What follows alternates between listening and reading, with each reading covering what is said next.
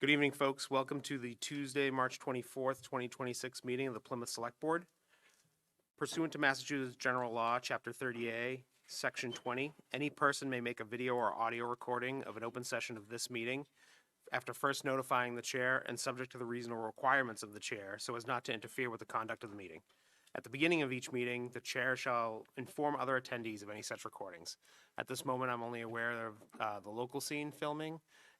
Is anyone else filming this using a video or audio recording? Hearing and seeing none, I'll move on.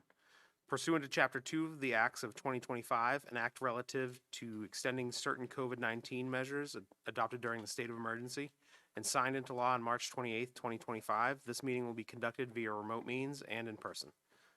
Members of the public who wish to watch the meeting may do so by tuning in to the local scene government cable access channels Comcast 9 and Verizon 47.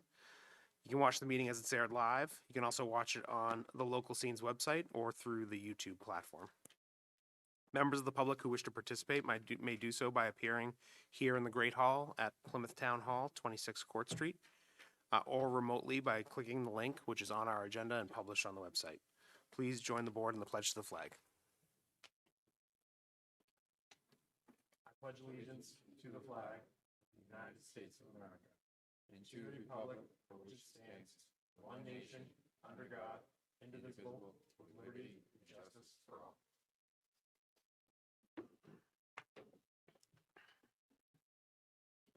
The first item on our agenda is a public hearing for change of officers and transfer of stock from Latinos Inc., doing business as Bomba Tacos and Tequila at 15 Sandwich Street. The manager, Atelvina Covarrubias, is she present? All right. Well, I'll read the hearing language, and then we'll see if there's anyone from the petitioner. In accordance with Chapter 138 of the Massachusetts General Laws as amended, notice is hereby given that a public hearing will be held on Tuesday, March 24th, 2026 at 6 p.m. to consider the application for a change of ownership, a change of officers, and a transfer of stock from Latinos Inc., DBA, La Bamba Tacos and Tequila, 15 Sandwich Street. Etelvina Covarrubias is the manager. Description of the premises is as follows: main floor, dining area, 2 handicapped accessible restrooms, and kitchen that includes a walk-in freezer and cooler rooms, cooking prep, dishwasher area, and wait station. Basement has office storage room, outside patio and seating area, 1 entrance, 3 exits. Anyone wishing to be heard on this matter should plan to attend this meeting. Is there anyone present on behalf of the applicant?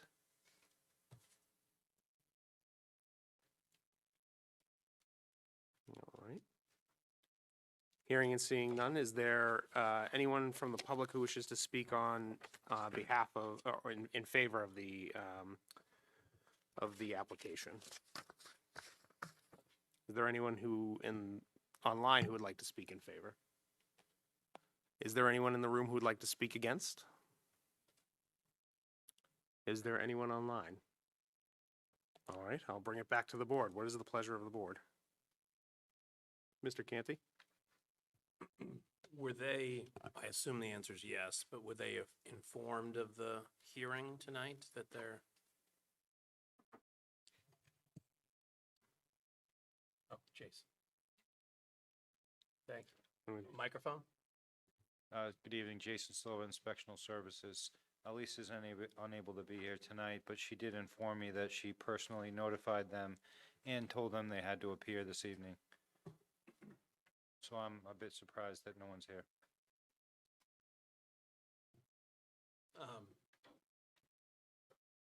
Relatively straightforward, but we generally don't approve these things without their presence. Mm-hmm. Could we postpone to maybe next week or as soon as possible so that they could come in case people have questions for them and maintain the expectation that people come when they're have these types of licenses? Unless there's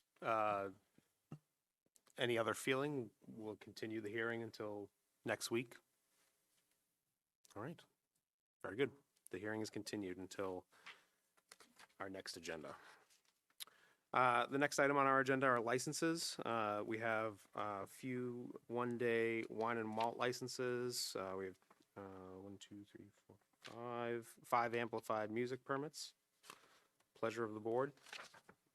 Make a motion to approve the listed licenses and permits as a group. Is there a second?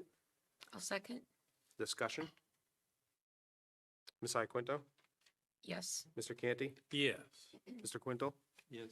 Mr. Cohen? Yes. Myself, yes. Next is administrative notes.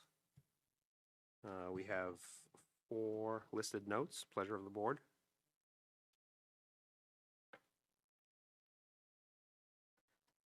Unless any of my colleagues have any ones they'd like to take out separately, I'd make a motion to approve the 4 listed administrative notes as a group.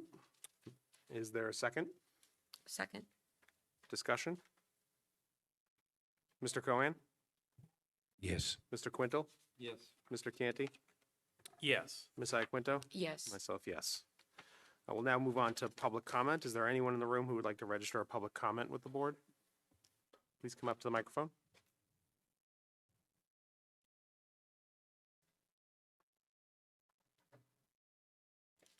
Good evening.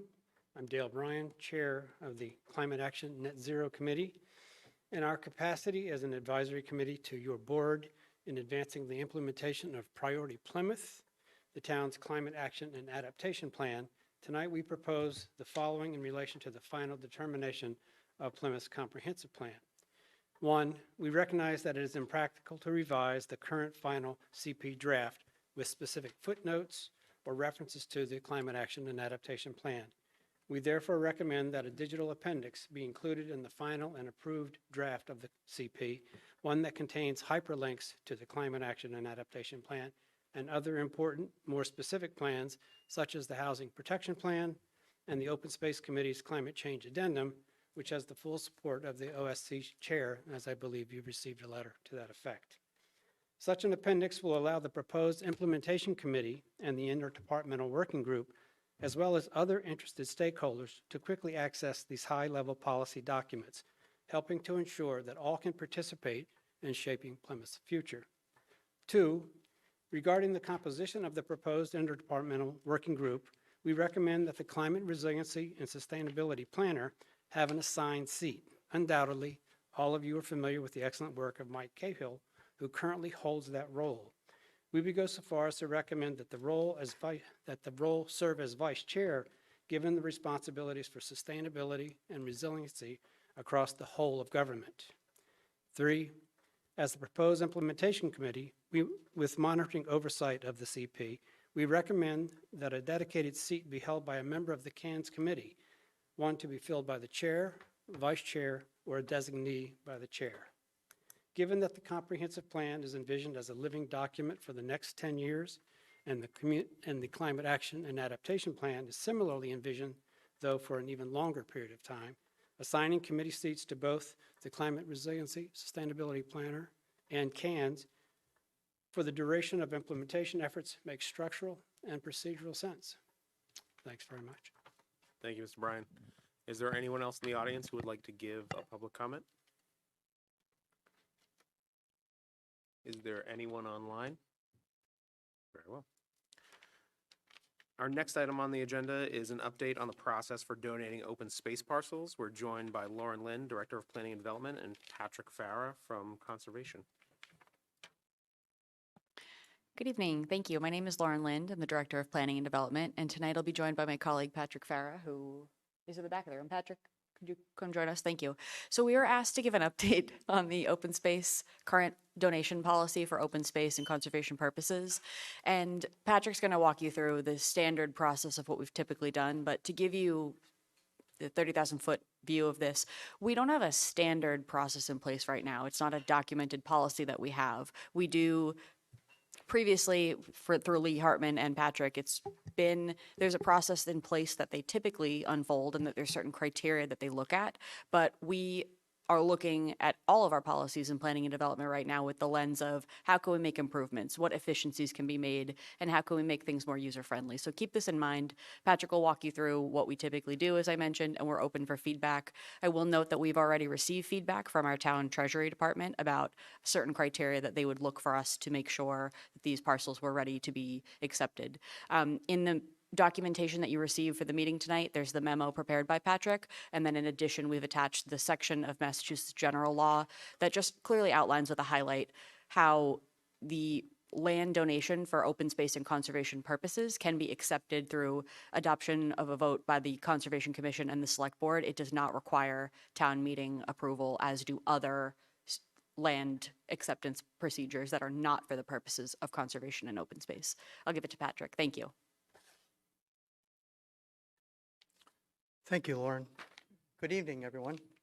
For those that don't know me, for the record, Patrick Farah, I guess interim conservation agent and also planning staff.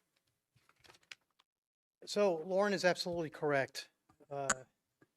We don't have a precise, standardized process for this.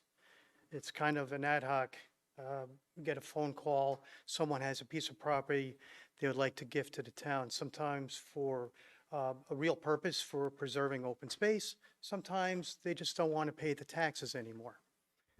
So there's a whole process, and in the packet, in the memo that I provided, it does show what we look for.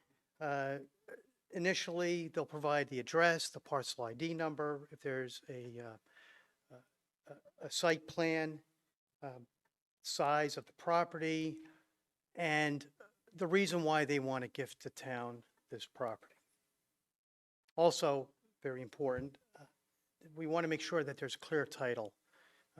We've had instances in the past where we've looked at a property, thought it was very favorable, and wow, it's a mess because there's a land trust, a realty trust, and there's 35 people on it, and so we send them on their way.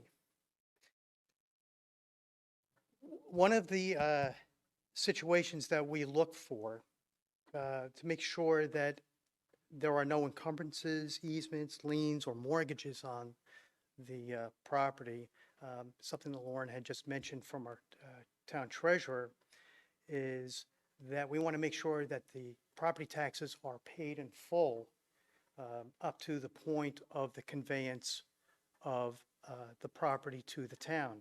And this is where it gets a little sticky, because sometimes these conveyances go in a fairly reasonable timeline. Sometimes they take several months or more.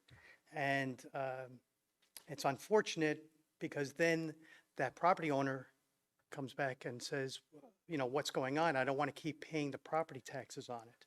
And then there's also that, with that issue, then you also have the danger of the property owner saying, you know what, forget it, I'm going to stop paying taxes. Now it goes into foreclosure.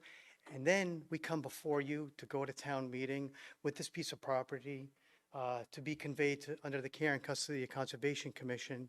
And we have to go through the whole town meeting process, and the town pays for all the legal fees. So we want to try to avoid that. One of the first steps after speaking with the property owner is we look at what the Open Space Committee drafted several years ago, and there's been several renditions of the criteria ranking sheet. And on page 2 of the memo, you'll see whether there's outstanding noteworthy ecological significance, protection of water resources, favorable landscape, public access, scenic values, climate change resilience, and so on. In addition to those factors or those attributes, we also look at, is it a 21E site? Is there hazardous material on that site? One thing that comes up a lot is there stormwater system infrastructure on that property? Because the Open Space Committee and Conservation Commission really doesn't want to take on properties that have that infrastructure for the most part. Also, is it within a FEMA flood zone? we've looked at properties in the past that property owners wanted to gift the town something that we know is not going to be around in 5 or 10 years. Then what's the use of going through that process? Once the in-house, I guess, evaluation takes place, because I'm usually the staff member that does this. It was Lee Hartman also, who's no longer with us. So, in spirit, yes. Several maps are drawn, and it gives the Conservation Commission, who's usually the first board to take a look at this, because it's actually going to be going under their care and custody of them. So they need to vote on whether they want to accept that property.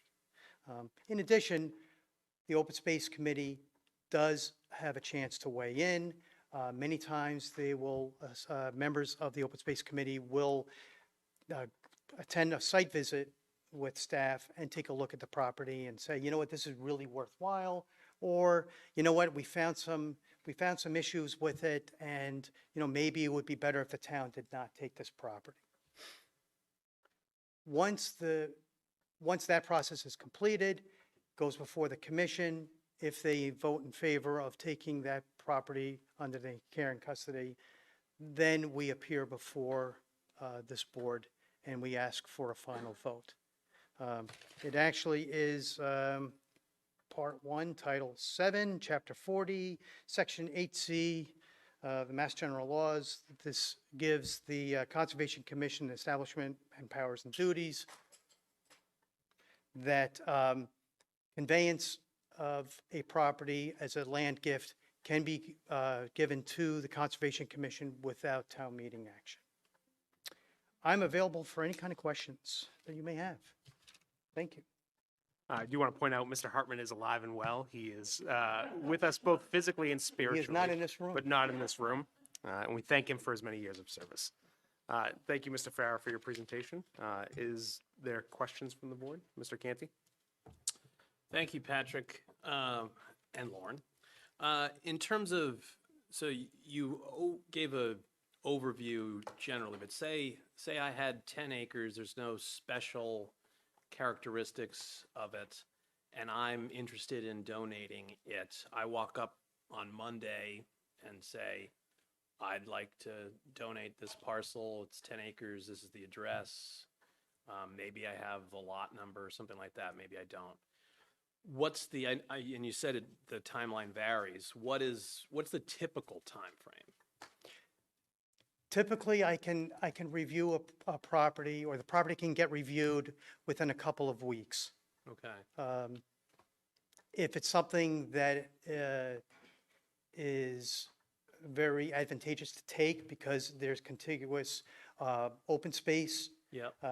abutting it, then, you know, it goes on a higher priority. I'll reach out to the Open Space Committee Chair so that the Open Space Committee can take a look at it. Yep. Also, I'll reach out to Conservation Commission and say, listen, this is a really good piece of property. We need to put it on the agenda as soon as possible. Okay. Okay. Yeah. And what's the longest you can recall? Oh, seeing? God, months. Like And that's typically because of, due to lack of staff time. okay. Depends, you know, on the time of year. Like, I hope no one asks for one right now. Okay. So certain times when you're busy with other, There are times, yes. or when absolutely. you're understaffed because of If we're understaffed, other thing. yes. So you mentioned that sometimes it will drag on long enough that people will stop paying their taxes.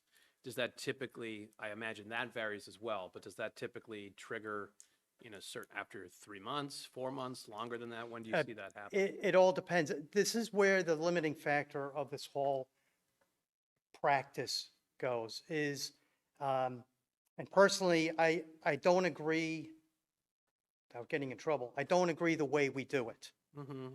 There's got to be a better way. If you are a property owner, a resident of town, and you want to gift the town 10 acres, and it is a nice piece where it would really be advantageous to take, why would you keep paying the taxes? Why would you pay all the fees? Right. The closing costs and all that. That's the biggest factor where we've lost pieces of property, because when the property owner finds out that, well, may take a couple months or a few months, or even a few weeks, they have to keep paying the taxes, and they have to pay for closing costs and conveyance fees, all the Right. legal costs and the drafting of the deed and recording fees. Right. They're like, well, why would I give you a piece of property? The town should be paying for that. And I don't disagree with that. No, I could Statement. understand why that would be frustrating. They're doing us and the community a favor, and then they're Still bearing the liable burden of for, they have that burden of financial. Right. So, but also conversely, I would imagine we don't want someone giving us their family's toxic waste dump, and without any type of. Hence the review. evaluation. Right. And we're pretty thorough on it. So, So would there be a way to, I know this would require it to be legally permissible for us to do that, but there'd be a way to have like a preliminary finding while it's still working its way through the process of the town? Yes, we're interested in this, or no, we're not interested in this, where we could, if it's possible legally to start waiving the taxes, that we could trigger it when that determination is made? and I think that's the reason why we come before you. Right. Because up until now, it's an unwritten practice, the way we do things. Understanding that we need to put an SOP or standard operating procedure together, or a policy or something that would be approved by this board. It's, we do it case-by-case basis, and it's never been standardized. And in terms of the standardized, I know that the Open Space Committee was working on like a packet to detail the process so that it could be better advertised. I know that the process for tax title takings has changed in a way that, at least under current law, it looks like it's unlikely in many situations that new tax title properties will be viable for open space. So this is a possible way to acquire new open space. But if it's Byzantine, it's going to disincentivize. Is there still interest in standardizing the process in terms of, if we did standardize it as policy setting boards, that open space could create that pamphlet and advertise that? Absolutely. And also, we just happen to have the chair of the Land Use and Acquisition Committee, who were waiting for H 4501 to pass. And that way, they would look at all properties that would be coming to and from the town. And that vehicle would greatly, or could greatly expedite this type of transfer. Absolutely. Because now we would have the LUAC committee not just looking at tax title properties, but all properties. Yeah. Okay. And knowing the fee structure that a typical individual would be paying would be helpful. And then knowing what are current legal options and what, whether we need a home rule petition to do something else differently, or if we can do it through that method, would be helpful. I would like to see us develop a system where we had a standardized process that was easy to understand and that made it clear to folks how they could do it, and would incentivize them going through that process by having some early tax relief while it's working its way through the system. Right. And when we came before you, I guess a year or two ago, for that $100,000 Yes. to clean up the tax title recording fees, it was basically a $2,500 per transaction. And I would think that that cost would be relatively the same for Yeah. this type of process.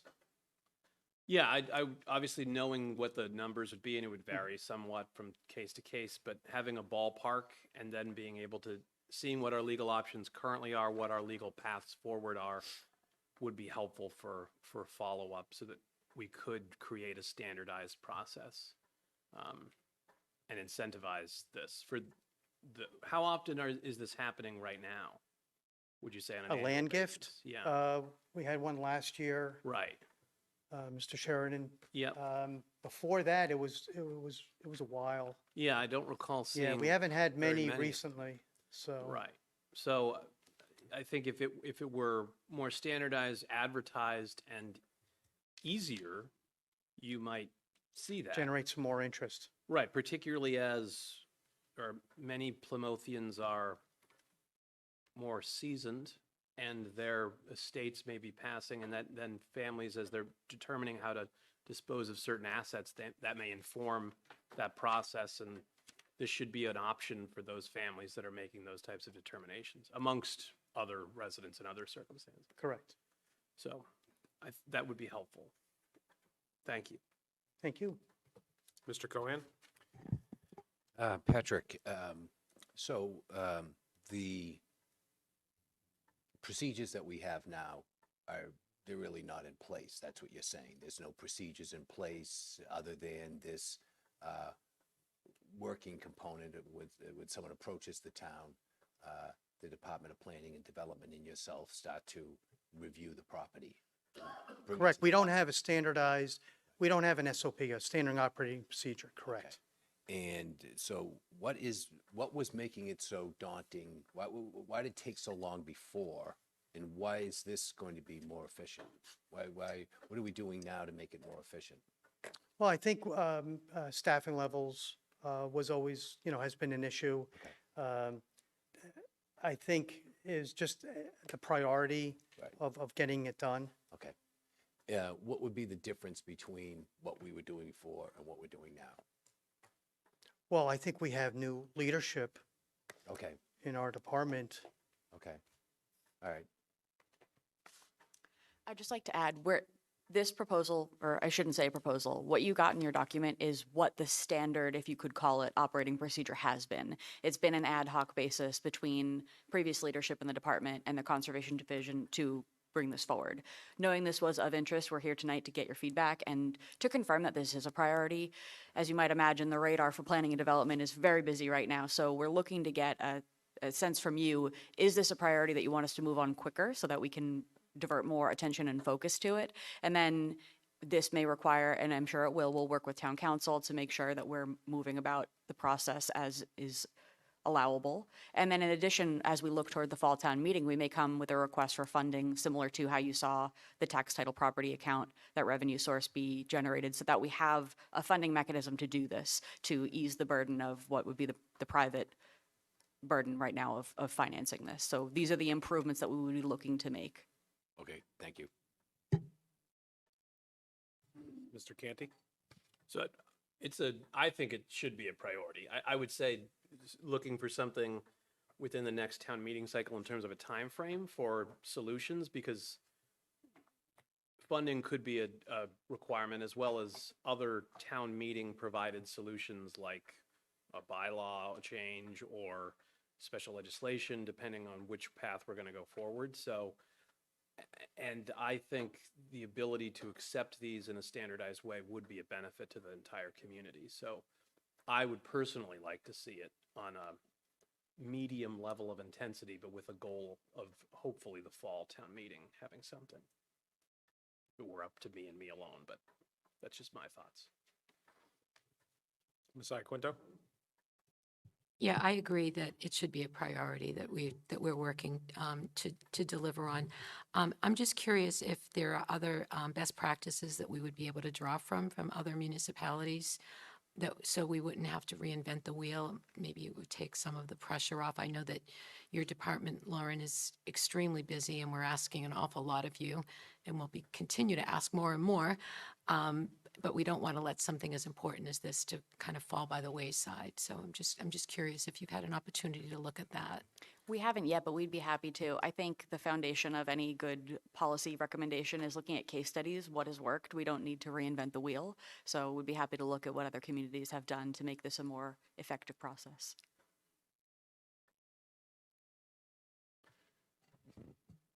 Do you folks, I think this should be easy. It should be easy to gift land to the town. We have a I'm sure you're going to talk about it in just a few minutes about how interested the community is in open space. If I'm a property owner and I come to your office, Lauren, and say, listen, I want to donate whatever, whether it's 10 acres or 1 acre, like whatever the amount is, doesn't really matter to me much as the property owner. I'm coming. I think you have to put yourself in the mindset of the person entering your office. They're coming in, they're seeing that they're doing something that's to the benefit of the town. They don't want to have to run through miles of red tape in order to get it done. It's concerning to me that the process can take months. This should not be something that takes months. I have seen real estate closings, private real estate deals that close in as little as 14 days. So I understand that there are things that we need to look through. We have to find out if there's any kind of contamination on the site. We have to find out if there's any encumbrances, whether private or public. But those sorts of things should not be months-long processes. So what I would encourage you to do is to take a step back and look at what all. Frankly, if I had to come in and go before 3 different boards to give you something, I would probably say to hell with it, to be honest with you. So I would encourage you to look at, like, what are the required steps that they need to take? Is it required statutorily that they go in front of the Open Space Committee? I doubt it.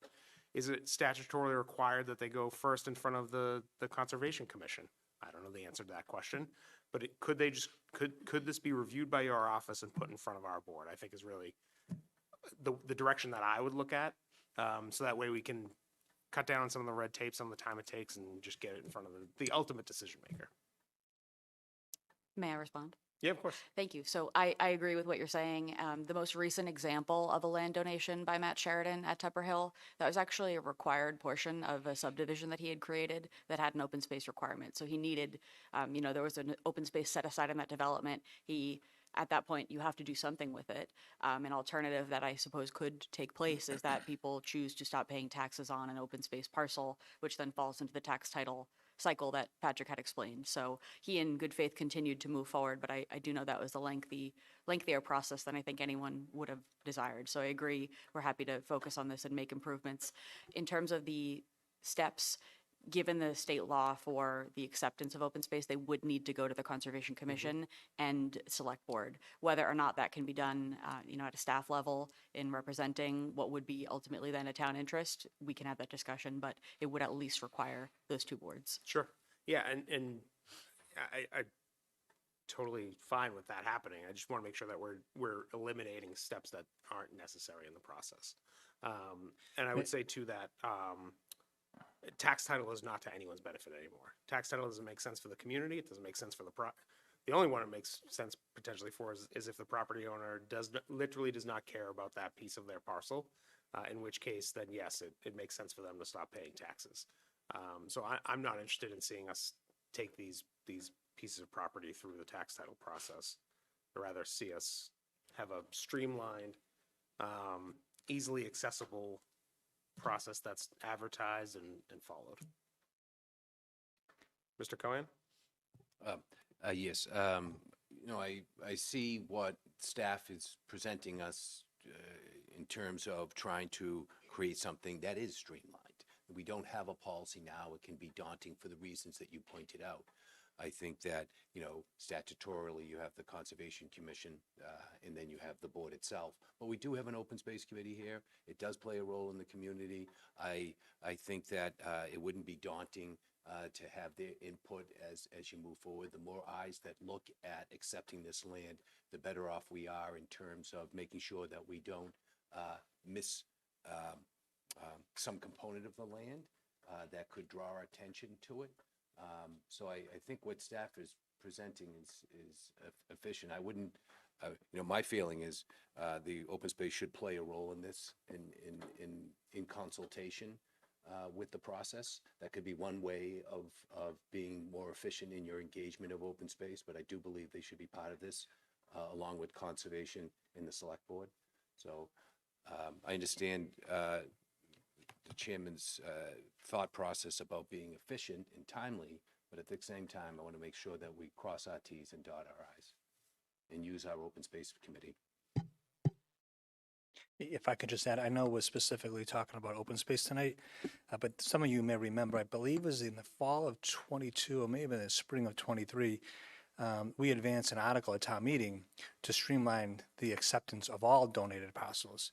For that very purpose, we were trying to make it easy for individuals to donate parcels that didn't have to go to town meeting, and that those donated parcels would be approved by the select board.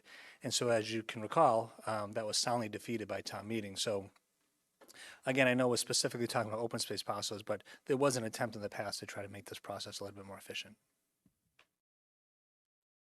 Mr. Canty? I think there's perhaps a compromise between Mr. Golden and Mr. Cohen's suggestion. I agree that open space should be involved because, I mean, they're the open space committee, and if they're not going to be involved in the acquisition of open space, I don't know what they're going to do at their meetings. But so I'd hate to cut them out completely. But if the town is interested in acquiring a parcel, it could be, rather than requiring, you could invite the owner to go to open space if they want to.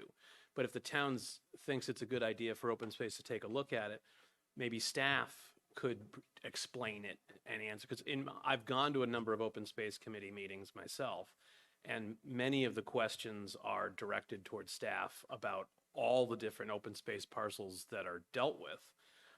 And as part of your evaluation of it, you'd be able to answer most of their questions. And then maybe the property owner only has to go before the select board generally, and conservation if there's like specific conservation related questions. Patrick? So actually, we do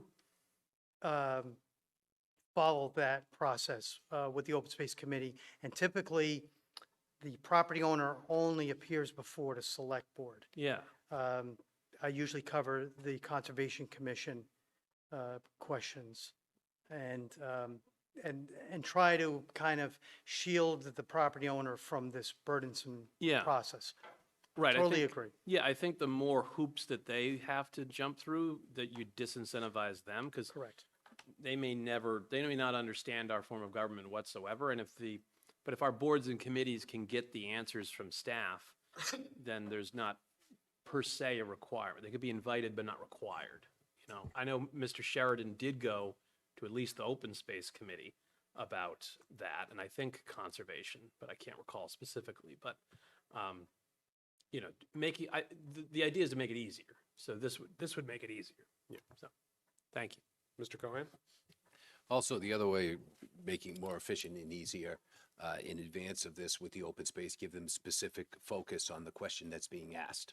And years ago, I know when we worked on the 2005 Open Space Recreational Plan and the 2010, there was open space ranking criteria that was attached to that document that we used to rank the priority pieces as we move them through the process.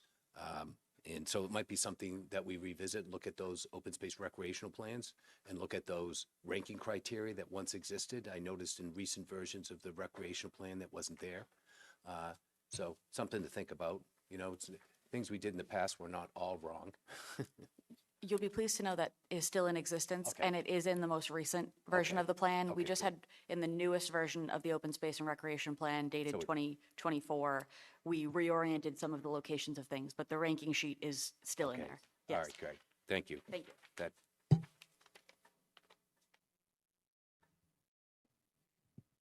Thank you very much. We appreciate it. Thank you. Ms. Lind, you're staying with us. Our next agenda item is a comprehensive plan final overview.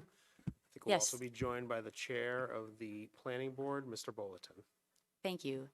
So I prepared a very brief presentation for you tonight, and the intent tonight is to give you one more touch point before we go to the planning board tomorrow. The planning board, under Massachusetts general law, is a statutory authority to update and implement and adopt updates to the comprehensive master plan.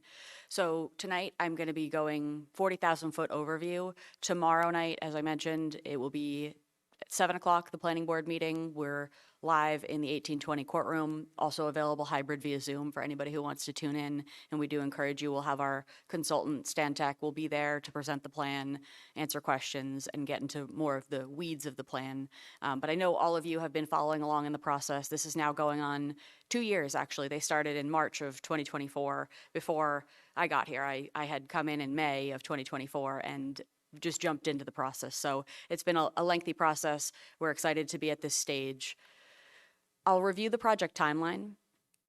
So it began with the existing conditions analysis, and what the comprehensive plan does is it takes a look at where you are in the community, what your data points are, things like population, housing trends, mobility, all of these data points. It does a review and analysis of existing conditions and trends, and then projects forward, looking at where do you want to be and what can we anticipate coming forward. Around the same time, community visioning is taking place. An extensive amount of community engagement and public outreach was done in this plan. There were 7 listening sessions that were done in each one of the village centers, as well as in Red Brook and Pine Hills. And those were to go out into the community, share the data points that had come in the existing conditions analysis, and get feedback about the vision and goals and what the plan should include. That also included, this process, like I said, has been unfolding over the past 2 years. There were 5 workshops. There was an introductory workshop back in, I want to say, June 2024. There were 3 workshops that were focused on specific plan elements, broken down into, for example, like housing and land use were one topic of a night. Another night focused on sustainability, climate resilience, and subject matters of that nature. So those 3 were like a 3-part series of the different plan chapters. And then the final workshop was held this past January, and that presented the draft plan in its state and provided an opportunity for comment and feedback. We accepted comment and feedback multiple times throughout the phase of the plan. On the project website, it was interactive. We had multiple surveys. We had opportunities for pop-up events. For example, we were at the Waterfront Festival in the summer. There were listening sessions done at the Cal. So multiple opportunities for people to engage, whether it be in person, going out into the community, trying to meet people where they were, and then providing online opportunity for comment. As we moved through the sort of middle phase of the process, that was really the plan elements development, looking at what we had heard from the community, what the priorities were, what the required chapters under Mass General Law are that you must include in a comprehensive plan, and then what uniquely to Plymouth do we want to include. For example, we heard overwhelmingly that open space, conservation, and housing affordability are really important to this community. So making sure that we wove those elements integrally throughout all of the plan elements and that we weren't looking at any one chapter in a silo. So as you look through the plan, you'll see, and I'll cover it more in a moment, these themes that are woven throughout. As we move towards the sort of end of the phase, if you will, looking at the implementation plan and the draft plan document, the implementation plan is really where the rubber meets the road. It's the action plan. It's what can we do? We heard your vision, we heard your goals, we heard where you want to be in the next 10 years. So now what are the action items that we need to do to get there? And then now we're finally in the plan adoption phase, which is moving through, going through the planning board process, a formal adoption, at which time the plan creation will be complete.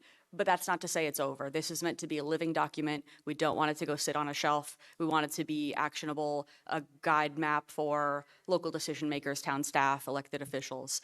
I will note that the last comprehensive plan was completed in about 20 years ago. It was 2004 they started the process, and 2006 was the adoption date. So it's been 20 years. Industry best practice is that you update these plans approximately every 10 to 15 years. So with this plan adopted at this point, it will be at some point in 2026, hopefully tomorrow. We'll look for 10 years out. And what you do is you continue as you implement the plan to project milestones, track to make sure you're measuring progress, but it's built to be sort of a fluid document. So as circumstances change, you can update and pivot as needed.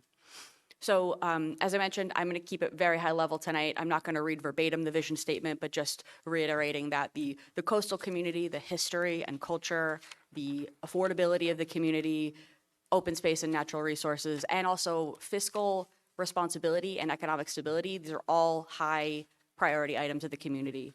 The key themes woven throughout every single chapter are advancing that community affordability, integrating sustainability and resilience.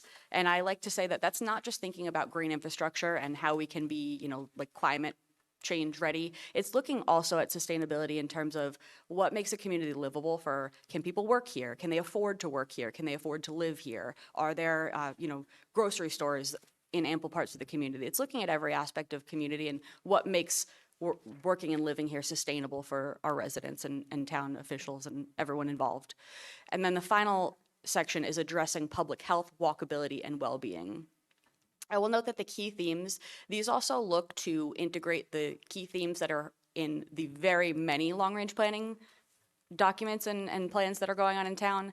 The comprehensive master plan, we like to look at it as an umbrella. It's not supposed to be verbatim taking every other planning initiative because it would be a very long document at that point. But it did, in the interview process and in the engagement, we took a look at all of the ongoing plans. That includes the housing production plan, the open space and recreation plan, the climate adaptation plan, and we spoke with the town staff. Our consultants took a look at all of these things and took key themes of those, wove them into the implementation chapter so that many of the implementation items you'll see are advancing goals and priorities that were in these other plans. These also include things like, both Public Works is looking at wastewater and water facilities and infrastructure. So we took those themes, and it's intended to, by reference, include those plans. It's not meant to be in a silo. It's really looking at all of these, like I said, like an umbrella. Major recommendations, these are like the element chapters that you'll see. Economy, just making sure that we're preserving industrial land and diversifying the tax base. Housing, really looking at affordability, trying to promote infill and mixed-use development where it makes sense, encouraging compact development patterns and paying attention to where our infrastructure is and where you can support smart additional growth. Environment and climate, looking really at water resources, open space preservation, expanding the existing and ongoing climate adaptation and resilience measures in town, and looking at opportunities for renewable energy. Mobility, this is everything from moving about if you're a pedestrian, cyclist, car, everything in between, looking at targeted infrastructure improvements and infrastructure safety, traffic calming, and again, working with the Department of Public Works on what their priorities had been identified and how we can continue to advance those. Looking at history, culture, and community, promoting our historic and cultural resources, and also enhancing the ongoing age and dementia-friendly initiatives that our Center for Active Living is really pioneering. Public facilities and services, this is looking at how can we maintain and upgrade infrastructure and expand programming for the needs of our community, improving universal accessibility, but again, all while looking at this as we have a lot of things on our wish list. What's financially reasonable and feasible for all of this to get done in the realm of reality. And then lastly, land use. Again, as I touched upon earlier in housing, it's looking at strategic land use. So where does new development make sense? And we really pay attention there to what infrastructure capabilities are. A lot of goals here are looking at zoning, modernizing our zoning to support the community goals to unlock these items. As I mentioned, the implementation chapter, this is really, in my opinion, the most important part of the plan because it takes everything that was given into the plan, it goes through all of the elements and gives you that roadmap for action. There is a matrix that assigns responsibility there's a lead, usually it's a staff department, but there's a lead responsibility. There are partners, different types of tracking tools, recommended timeframes and partners. And then this is really where you work towards reviewing progress periodically to ensure continued alignment with the community needs. We don't yet have a structure for how that implementation group will be, but that is an ongoing conversation that will be had with the planning board and also the master plan committee. They decided not to sunset at their last meeting, but they will be in operation for just maybe a few more months while they work through what they recommend in terms of an implementation committee to be structured like. So these are ongoing conversations, but I do want to reassure you that just because we're in the process of the governance structure around what that committee looks like, it doesn't mean that we're not already implementing. For example, even before we got to this final phase of plan adoption, last year I had already applied to the Community One Stop for Growth for a grant for looking at housing, small footprint housing. So that's something that we're working on now. And that's just one example of how we are already implementing the plan based on the goals that we heard from the community. So we'll start immediately, but we'll just work our way through exactly what that committee structure looks like. The draft comprehensive plan, it is a lengthy document, as you might imagine. There's also an executive summary. That's like about I want to say, less than 20 pages that gives you just a high-level overview and some of the demographics. All of these are available on the project website. You can go to, it's tinyurl.com/Plymouth Comp Plan. All that information and all of the background information about the resources, engagement, everything that happened is available there. And like I said, tomorrow the planning board will be reviewing this. They have the opportunity to vote on the adoption of the plan. It is tomorrow, that's March 25th, 2026, at 7 p.m. It is either in the 1820 courtroom here at Plymouth Town Hall or via Zoom. You can find that agenda for the Zoom link on the town calendar. The agenda will include focusing on the presentation by the Stantec team, and we'll have an opportunity for questions before the board may choose to vote for adoption. So I will conclude there. I'll just turn to see, did you have anything you want to add? All right, thank you. I'm here for questions. Thank you, Lauren. Questions from the board? Ms. Iaquinto? Lauren, congratulations. This is an incredible piece of work. And I've made my way through most of it, and I was most impressed by the implementation plan. It's really quite impressive. It's great. But I am curious, there's a lot there. And I know that we've got, short-term, medium-term, and long-term objectives, and I like that we have responsibilities already assigned. But are there any, is it like one or two high-impact initiatives that you're really excited to get started on, or that are already in process, something that will have a really big impact on the community, and something that might be visible to the residents as an outcome of this initiative? That's a great question. And like you said, there is a lot there. I would say if I had to flag two things that I feel most excited about, one is baked into the implementation thing, which is looking at something that the town manager and the finance department are already doing, and that is doing a multi-year analysis of projecting our budget. Because so much of this plan is not intended to be the end-all, be-all. It does a lot of recommendations of further studies or projects and initiatives, but so often this will require a funding source or, for example, bringing in a consultant. And we will do the best of our ability to bring in grant sources to fund these, but at the end of the day, that will not cover all of it. So looking at a realistic, what are our capital needs and what are the finances available to us as we look forward will really help move this forward in a meaningful way by knowing what, working through the town meeting cycles and knowing if we have X project that is, we, have a ballpark of a price, we can plan to go to town meeting in this fashion to keep things moving along and not just, having a reaction to needs at the time. We can really do some more proactive planning moving forward. And then in addition, I would also say, while maybe unique of me to be excited about zoning, it really is. There's so much in our zoning that unlocks the type of land use and development patterns that we can see. So from everything from economic development to housing, open space preservation, so much of that is rooted in your land use and your zoning. We know that, as I've mentioned before in presentations, I look at any town zoning bylaw, it's like a patchwork quilt because the original adoption for our town was in 1951. And you can imagine how many times since then it's been piecemeal adopted. We do have something coming forward for this annual town meeting for a codification, which will reorganize and put it into an online format, and then also check for lack of compliance with updates to state law. But really that will organize it and flag things for us. But we know between what we've learned in the comprehensive plan and whatever may come out of, if we get to the point of codification, as they look at certain things that are inconsistent with state law, we know the work then will be to move these articles forward. And, we really need that work to be done. So I would say the zoning modernization is a critical piece of moving forward. So this is really the foundation for a lot of what we're going to see happening in town to help drive the town forward. Right. Yes. And also for the purpose of grant applications, you have you get like bonus points if your comprehensive plan or your long range plans have these as priorities for the community. So you can say, yes, our comprehensive plan, extensive public engagement effort said this was a priority. So now that gives us a little bit of a leg up when it comes to competitiveness in grant applications. That's great.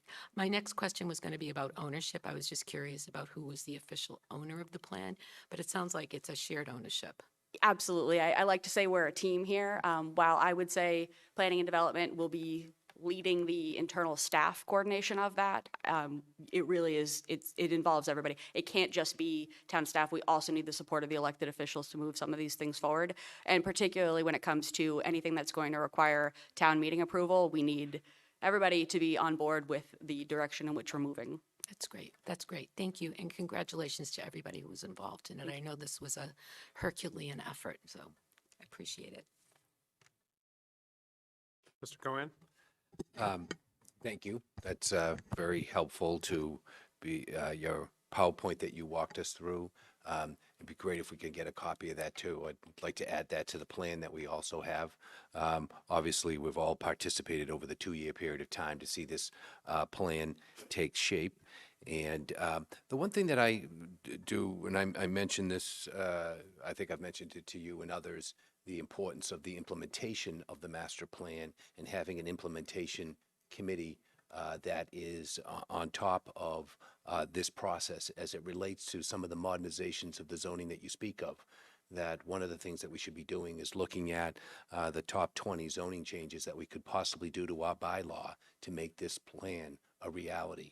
That far too many times I've just been around long enough to go through 2 master planning processes and know of the others. And in some ways they can be aspirational language and it guides staff and elected officials, but really we need to start engaging the petitioners and the land users with this master plan in terms of updating our zoning laws to reflect what our priorities are. So I think an implementation committee looking at possible zoning changes is important to this process. And the final thing is just 2 little notes is that one is the looking at tracking tools that we can have to check our progress over time or guide us in making a decision. When we were looking at the 1,500 acres at the Pine Hills, we had Shikaki, I think. Sasaki. Yes. They did the plan, and they had some tracking modeling where you put information in, and it could tell us what the cost of services were.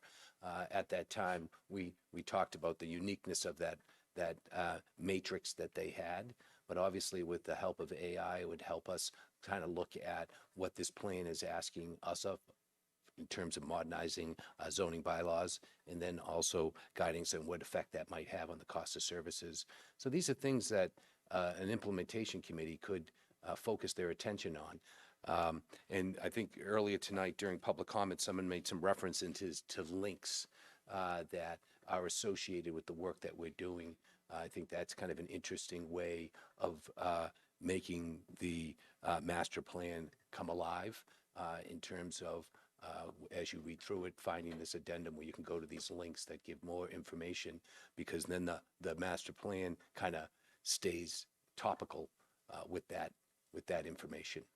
As that information changes, people can see. So I thought those were that was kind of an interesting comment about the links pertaining to the different subject matters. But I'm always going to be a big fan of an implementation effort and looking at zoning bylaw changes to make this plan a reality. So I commend the planning board, the planning staff, and the master planning committee working on this, because obviously this is a very comprehensive plan that we haven't ever seen in Plymouth before. So this is exciting. Thank you. Mr. Canty? So thank you. I had the privilege of serving as the select board representative to the master plan committee, and I think, we got a lot of comments from residents involved or not involved, generally in town about, what's the plan with this? How are we going to prevent it from staying on a shelf like a lot of people think that the 2004/2006 one did?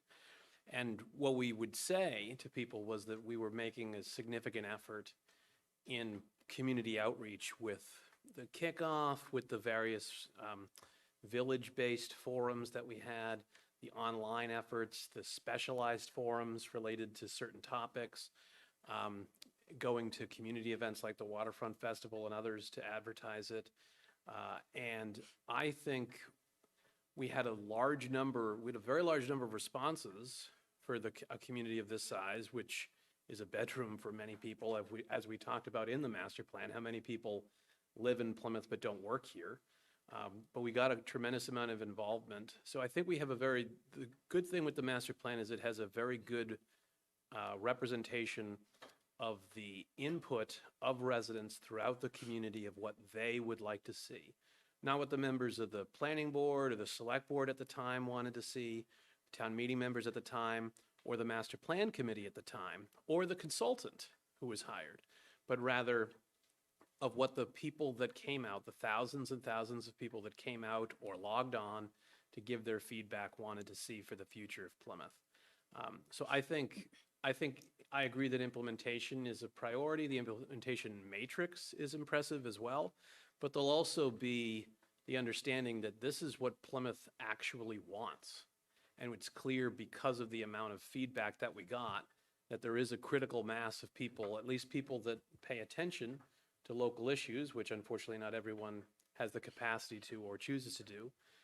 But it is a very good representative data set of what people want, the priorities that they have, and what they'd like to see done in their town. So I would just like to thank the staff and the consultant for all the work that they did in making that happen as well.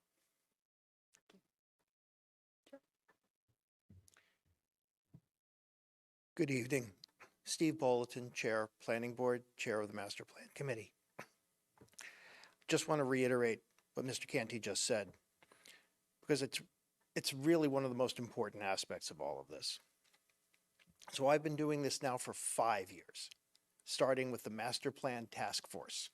So I've been living this process now for my entire tenure on the Planning Board as an associate member, now elected member. Through this process, we have heard from more people than Plymouth has ever heard from before in any process. Through this process, we have gathered more data about our community than through any other process that Plymouth has ever done before.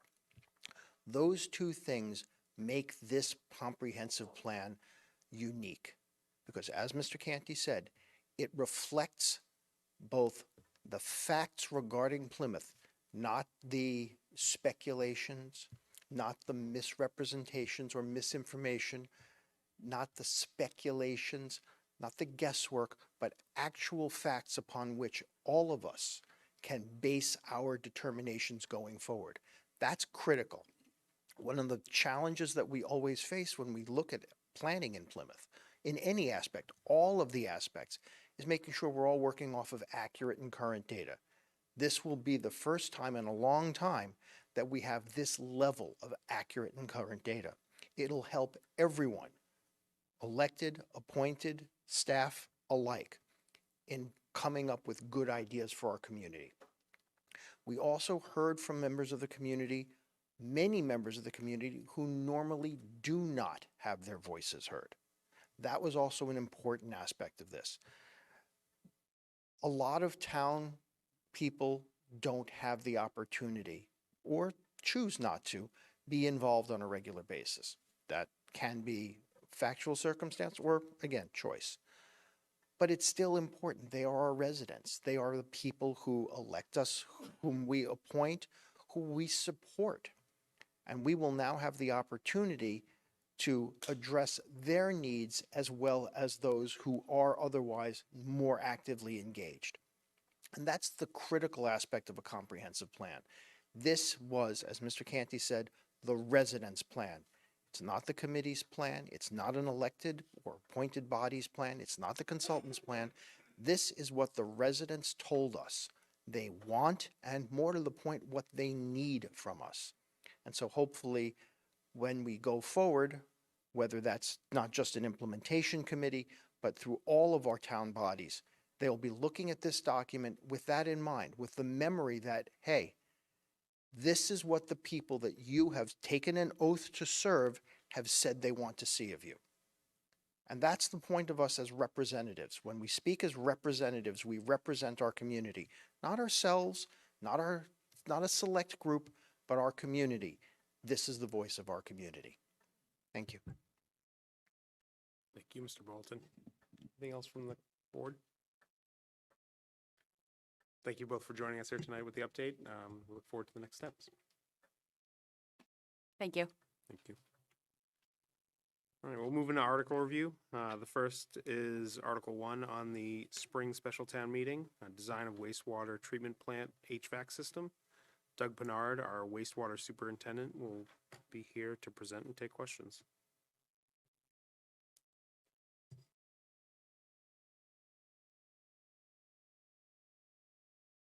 Good evening, Doug Pinard, wastewater manager. I'm here to discuss the HVAC system at the wastewater treatment plant. As you probably know, the treatment plant's 20-plus years old. Been trying to patch and keep it operational since I've been at the treatment plant. The biggest challenge has been the glycol, which is what runs through the system.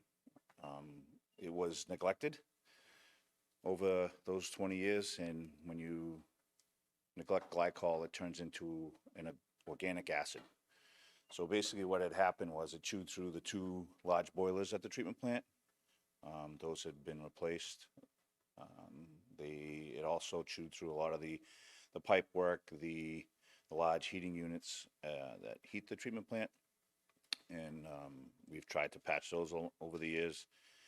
And it's gotten to the point now where I can't patch it anymore, and I've had to isolate those units. And with isolation, it's harder to control heating at the treatment plant. We had, over this bad winter, we had a fire suppression system freeze, and we had to pay to have that fixed, and we also have had some numerous water lines break. So again, I tried to replace the glycol, treat the glycol, I have it tested biannually, but it's gotten to the point where it's not sustainable anymore. So I've asked to start a process into upgrading and replacing the unit. I've had some discussions with Mr. Cahill, with the Department of Energy and Environment, and to try to work with Eversource to find some rebate options. And we will continue to do that as this project hopefully will move forward. But I can answer any questions you might have.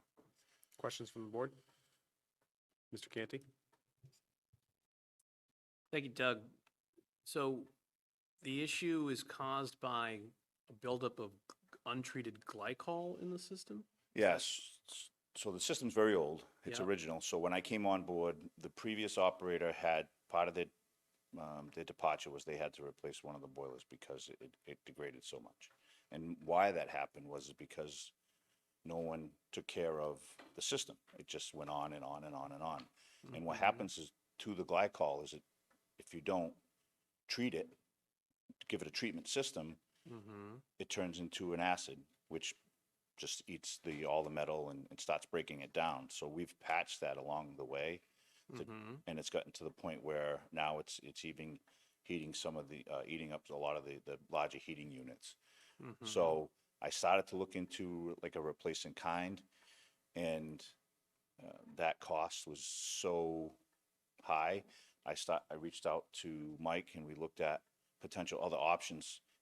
If the town was going to invest that type of money into replacing an old unit with the same style, we should look into something more efficient. So that's what we have done. So how long was the glycol left in an untreated state?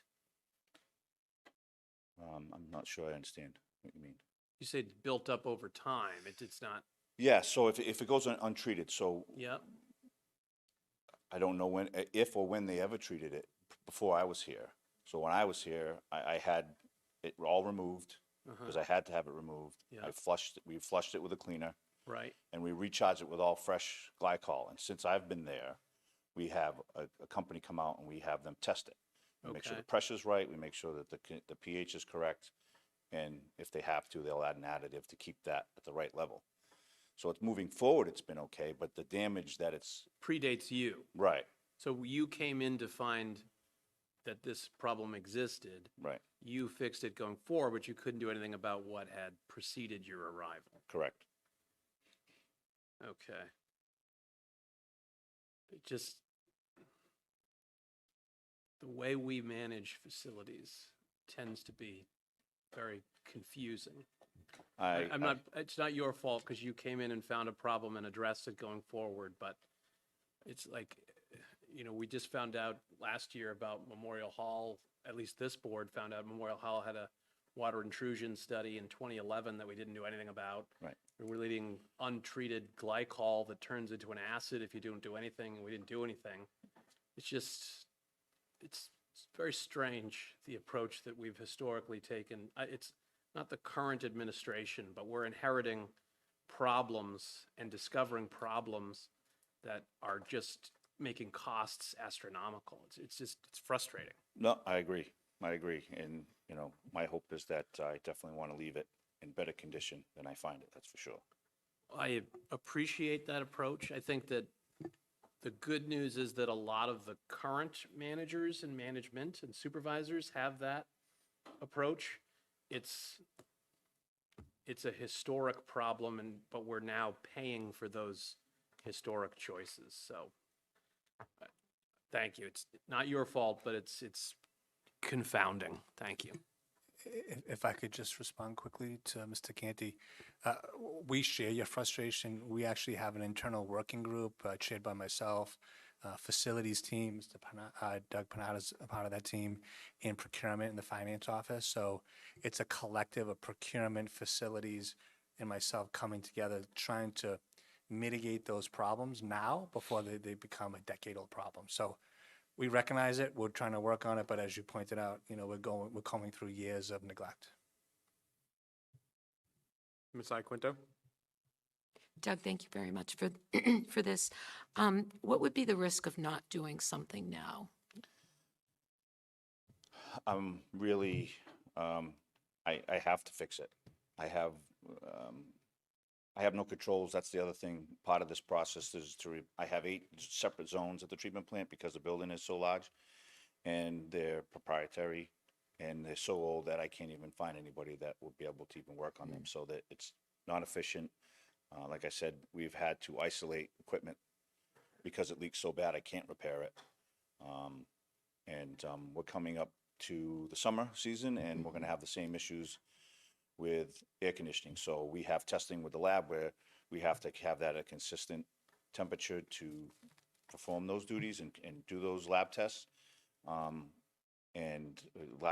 the end of the year, we had a unit fail that operates that area, that lab area. So I know that this isn't going to happen overnight, and I'm going to have to find a way to patch that up, at least for the summer. Okay, so it's going to have a negative impact on the operations of the wastewater treatment plant. This isn't about keeping employees comfortable in the summer. It's much more than that, much more than that. Yeah, okay. Okay, thank you. And then I'm on the capital improvements committee, so I'm just curious why this didn't show up sooner. So that's a good question. So again, we worked, I had some funding and we looked at engineering. So what I did is I hired a consultant to give me 3 options and what would be the most energy efficient system for the treatment plant. So we had them come in, they gave us 3 options. Again, we had some conversations with Mr. Cahill. We looked through those options and we picked one, and this is the one that was going forward. We really weren't at that stage because they were still doing that collection of data and going through those things. And then we ran out of time to get it on the annual, but with this opportunity, I figured we'd try to get it on the special because I was going to actually look for the money for not just for this phase of the project, the design, but also the construction at the fall. So this will jumpstart that so we can get this project moving. Can get it We're able to moving. move this forward Okay. now. Okay, thank you. Mr. Cohen? So I'm glad you're addressing this. It obviously is a priority. We have the special to put it on, and you indicated why it didn't appear on the annual, but again, I think it's, I mentioned this before, the concern is we have a plant it's aging, it needs updating. We're obviously involved in a permitting process that would increase its capacity to serve the town. So, you know, I know during that discussion, I had my concerns about the condition of the plant after 30 years, because this is, you know, we've had a number of events that have happened up at the plant over the years that have required our attention in terms of maintaining that plant or replacing major components of the plant. So I'm glad that you're there now, making that a priority. And, you know, I've mentioned this in the past about the importance of the need for a facilities task force. I've requested it numerous times to be placed on the agenda so we could have a discussion about how we, as a board, can work with staff to address with the residents and what we're seeing, and that is the need to keep up on our buildings. And this is one component of that. But I thank you for bringing this to our attention and working with the Department of Energy and Environment for looking for those opportunities to see if we can find funding mechanisms. So thank you very much on that end, but it does draw our attention, and I'm glad that the staff is working internally to look at facilitary operations between procurement and yourself and other departments. But I do believe that it should come back to the board at some point where we can have a larger discussion about how we can assist you in that process. So thank you very much. I look forward to it, and my approach has always been to be proactive, not reactive, so we'll keep moving that forward with those projects. Mr. Quinto? Thank you. Doug, or Derek, who's actually running the plant now? Is it the town of Plymouth, or is it we subbing it out? I know you're a town employee like Gary Frizzell was, I'm assuming. Right, so yeah, so that was my position when Gary retired. I Okay. was brought on. Woodard and Curran is the current operator of the treatment plant. So is it a town-run facility now, or is it are we subbing it out to somebody? Yeah. Viola? Well, yeah, it was a previous contractor, but we sub it out to Woodard and Curran, but I oversee that daily operation. Right now? Yes. Okay, because we ran through this again in the airport. We pretty much built a brand-new wastewater treatment facility, Yep. millions of dollars. Here we are on this one again. And I wonder to myself as I sit here, is it because we subbed it out and they were worrying about the buck and they weren't doing any maintenance? And then at the end of the contract, say, see ya? And then is this a result of that, honestly? What do you think? It probably didn't help. Right, I mean, I'm sure they're there for the profits. Right. You know, yes, I'm sure it didn't help where Right. their concentration isn't always in the right direction. Right, okay, I'm just sitting here, going back, because Fair, yeah. I wasn't here when they built the plant, but I came on the board right after it started to open, and it was plagued with problems, not enough of this, not enough of that, Right. not enough to pay the bills. It's been a nightmare. The second thing is, you have to ask yourself, town meeting members have to ask yourself, how much money do you appropriate every year to maintain the buildings?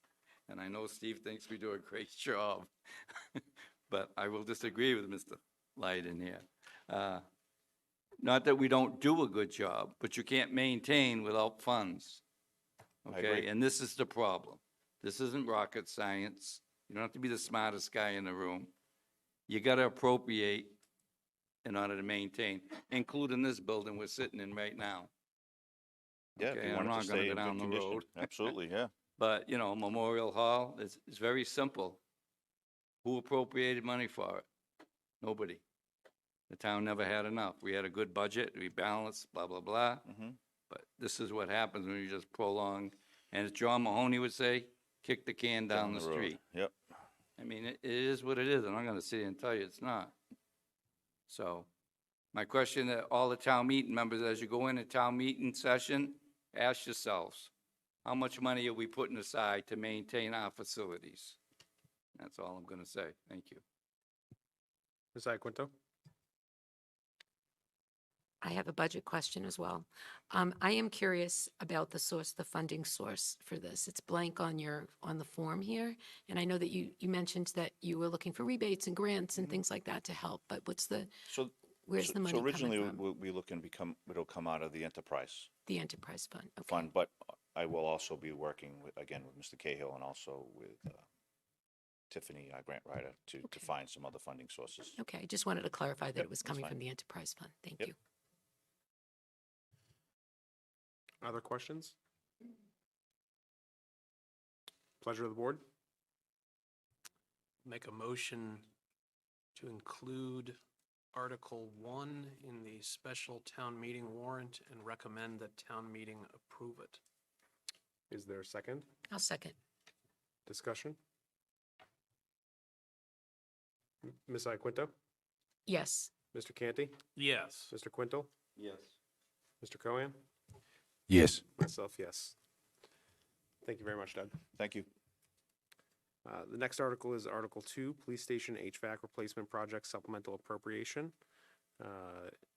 Is Carl Anderson. There you are. Our Facilities Director, Carl Anderson, is joining us at the microphone.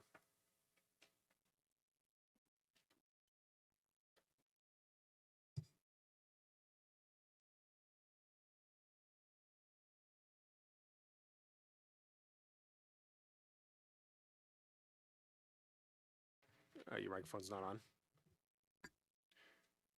Excuse me, thank you.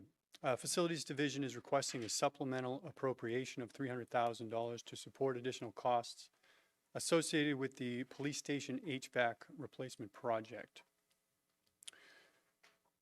Planning for the Plymouth Police Department HVAC replacement project began in 2021, and the funding awarded does not reflect the cumulative price increases of approximately 20% in the past 5 years. The bid request received 3 proposals, 2 of which far exceeded the allotted funding of approximately $1.3 million.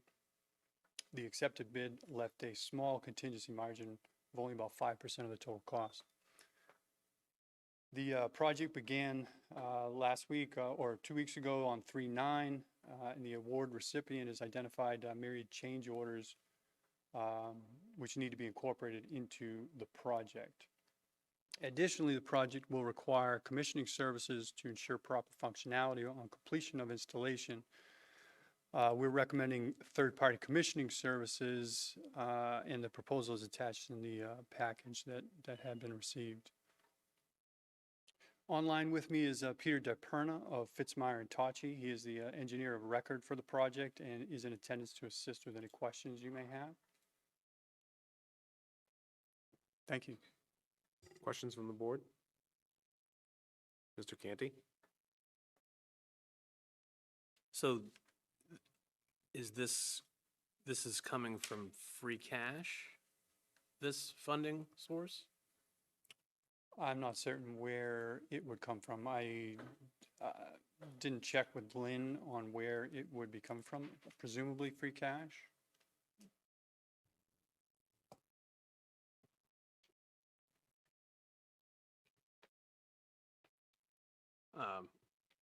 If we could get an answer to that, I think Mr. Brindisi is looking at that.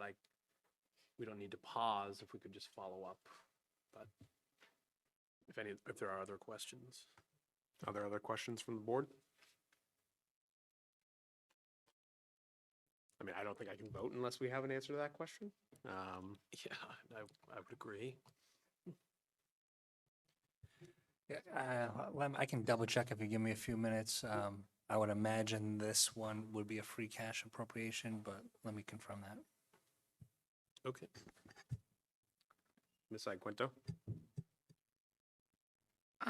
Yeah, Carl, thank you for bringing this forward. I just wanted to clarify, so the request is a result of a change order for work that had already been, a project that had already been started a Yes, couple ma'am. of weeks ago, is that what you said? And then, Yes. and funded, so we funded a project, and now, once the project got started, the contractor came back and said, I need more money. Is that basically what's, what this? Essentially, yes. Yeah, that's what's happening, okay. Mhm. And that's for 200,000? Is that what the The request request is for 300,000. We have change orders in the estimated amount of 200,000, and we would like to include commissioning services as well in the request. Okay, and if this wasn't done, if these recommended changes were not done, would the project be able to go forward? We would need to amend some of the recommendations and maybe, sort of chop the project into smaller pieces and maybe leave some things out. Okay, So we'd have to reduce the scope of work okay, in that instance. okay, thank you. Mr. Cohen? Again, while we wait for the answer, the work orders, the work order changes that you requested that are coming in at 200, where you're looking for the 300 to cover the costs associated with them. Again, these work orders are, again, just to summarize that, those work orders are. For a return fan split, for hot water piping to the AHU, boiler plant controls, condition unit change, and return fan type of change. That's the work order change? Yes, That's 200,000. yes. Mr. Quintel? Do you know anything about the air quality of that building? Is that improved at all? It hasn't been tested recently, to my knowledge, Mr. Quintal. Haven't had any requests or complaints for the air quality in that building for a while. At all, to my knowledge. In the police station? Yes. Okay. Well, must be improving, because we were testing it quite regularly. Okay. There was methane gases in there and, a while ago, so, I mean, maybe that's what I'm asking, is it all? I hadn't heard anything about methane being present in that space. Thank you. It's built next to an old dump, so if gases had made their way over there and employees had made it known to the town, so there was testing going on up there because of the circumstances that they had found in the building shortly after it was built in the 90s, the late 90s, early 2000s. There was some discussions. 96, 91, 96? When it was built, I think it was mid to mid 90s. 96, I When believe. the police station was built. 96. And so sometime in the early 2000s, there was definitely some testing going on there, because we had heard as town meeting members, there were issues with the building and its ventilation and the methane gas that were coming up of the nearby dump. Okay.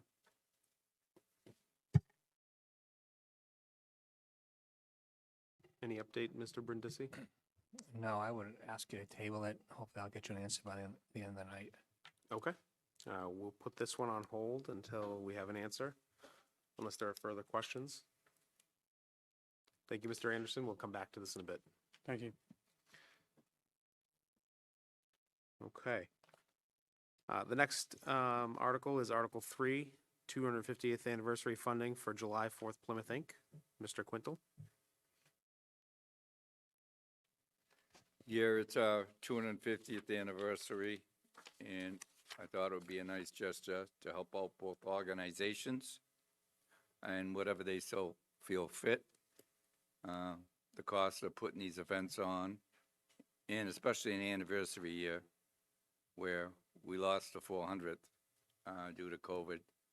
So I'd like to at least send it to town meeting. I haven't spoken with Matt, but I did speak with Mr. DiMacedo briefly. And he gave one example of an email that he sent to Jade and myself, and I asked Jade, or Jade asked me to share it with the board, so I don't know if you have it yet, but you will.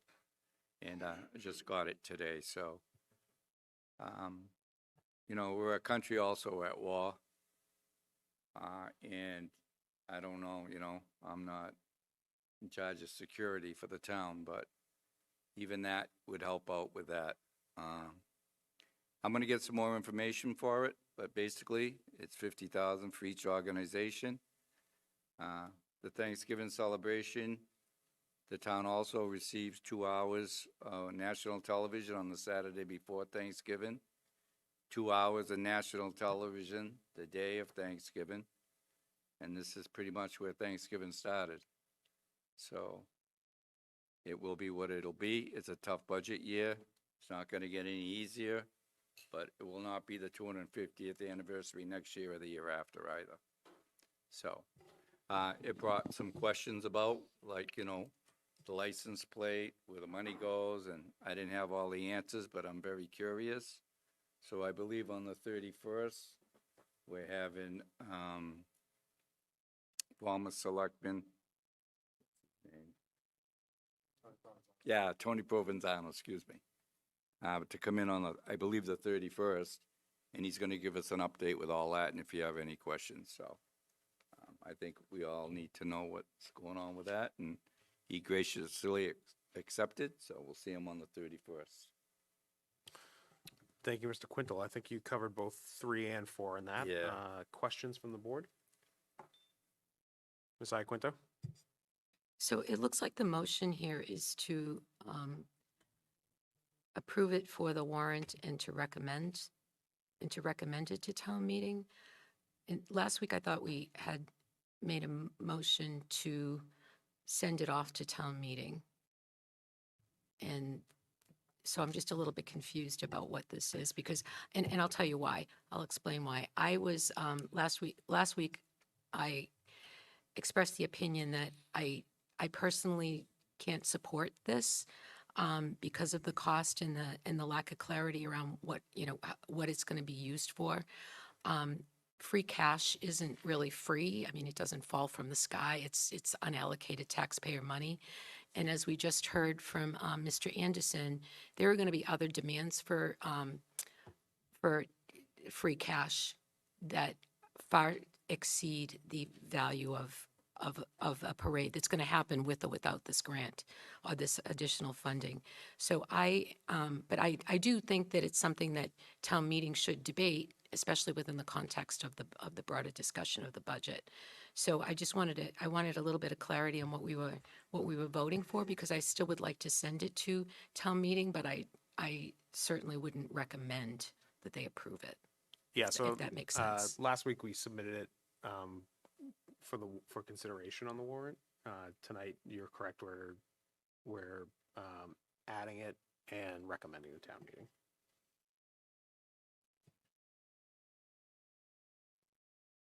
Then I'd have to change my vote. Mr. Cohen? So I guess, Ms. Iaquinto, right now tonight we're voting to either send this to town meeting or not send it to town meeting. Is this the what's being asked of us? And Okay. you were also voting on whether to recommend. So Right. It's a two-parter. Okay, because if we don't vote to send it to town meeting, that's pretty much ends the recommendation. It's kind of a moot point because it won't be considered. That's right. Okay, so we're taking 2 votes or 1? We traditionally take a single vote Okay. on All right. adding it to the warrant and recommending its approval. Does that help clarify, Ms. Iaquinto? Is that? Okay. Yes, it does. Other Okay, questions? I was looking for the same clarification, so thank you for asking the Mr. question. Canty? I understand the intention, and I think if other circumstances were different, I could find myself supporting spending money on the July 4th, in addition, due to the year, spending additional money on the hometown Thanksgiving celebration because of the anniversary year. Again, as I said last week, I was not in favor of cutting from those celebrations as part of the 1% exercise. But we have a significant outstanding snow and ice budget that we may get 75% reimbursement on, but that's going to take a number of years to be processed based on historic practice. We have this HVAC police station project, which appears to be out of free cash. There are other known needs for free cash, pre-existing needs in the community to maintain buildings and services, because free cash is used for equipment that delivers services like fire trucks, dump trucks for the DPW, things of that nature. So in the current climate, that we are in, to me, I am not in a position where I can support spending an additional $50,000 on the July 4th celebration or on America's Hometown Thanksgiving celebration. Both of those are worthy causes. Both of those are very good events that are beneficial, but they have other sources of funding that they can draw on. The needs of this community are dependent upon raising and appropriating and free cash, or the availability of grants, which are also drying up. And I just am not in a position to be able to support that at this time. So I will be voting not to include it in the warrant and not to recommend it to town meeting. Whether we take one vote or two votes, that is going to be my consistent through line on both Articles 3 and 4. Mr. Cohen? So I understand your position on the climate we're in and the concerns that we have, but at the same time, these two events, we have to be looking at ways we can generate revenue for the town of Plymouth. I do see these events as opportunities where the town can generate revenue, and I can also see how these events do help the local businesses. And it's something, in the end, is beneficial to the residents of Plymouth. So I am in support of Article 3 and 4. I think that a small investment on these two events on a historical moment, on the 250th anniversary of our country, is, beneficial on a number of levels. So I would be supportive of these two articles for fall town meeting consideration. Mr. Quintel? Yeah, I agree with Mr. Cohan for a number of reasons, and more than anything, to showcase our community. And not only that, it's something for our residents and their kids and the families. And that's really why I'd like to see it pass. But everybody's concerns are valid. I don't know if you've ever worked on a committee that's tried to raise this kind of money, but I have, and even on a smaller scale. And it's not easy. But more than that, it's the 250th anniversary. I mean, if it wasn't, I wouldn't even be requesting this. But I got to be honest with you. I think it's time the town stepped up to the plate moving forward and supported some of these projects a little more than what they do. I'm going to actually find out what it costs just for public safety for these two events. And you are not going to believe what that number is. But I'm going to get you all those numbers by town meeting, maybe even next week. And I'll give you a little presentation, and you can look at it. And then you can consciously vote not to support it. That's okay. I'm pretty good with budgets and numbers, and like I said, if this wasn't a 250th anniversary, I wouldn't have brought it up, but it is, so I'm going to support it. Ms. Iaquinto? I would definitely support sending it off to town meeting and putting it on the warrant, but I can't personally put my name behind it because I really do feel like it's not fiduciarily responsible move to make, especially, coming on the heels of what we just heard from Mr. Anderson about the HVAC demands. They need $300,000. I'm not sure how much is left in free cash, but, the funding two parades that are going to happen anyways, no matter what we do, is a third of that amount. So I'm a little bit torn on this one because I would like to see town meeting have an opportunity to discuss it, put my own personal push behind it. Mr. Cohen? So could we take it in two votes? Is that where we can vote to send it to town meeting and then take a vote on our recommendation at town meeting? I don't see why not. Because I do believe it's, for all the reasons, I understand where people might have reservations because of the circumstance we're in financially, but looking at the benefits of this financially and looking at the need to recognize this historic moment and a time where Plymouth can take the time to celebrate. We're a destination, a regional destination for all these reasons that we spoke of. I still remain supportive of Article 3 and 4. We could probably take them in 2 votes to satisfy the board's feeling of how they want to send this to town meeting and what recommendations they want to provide town meeting.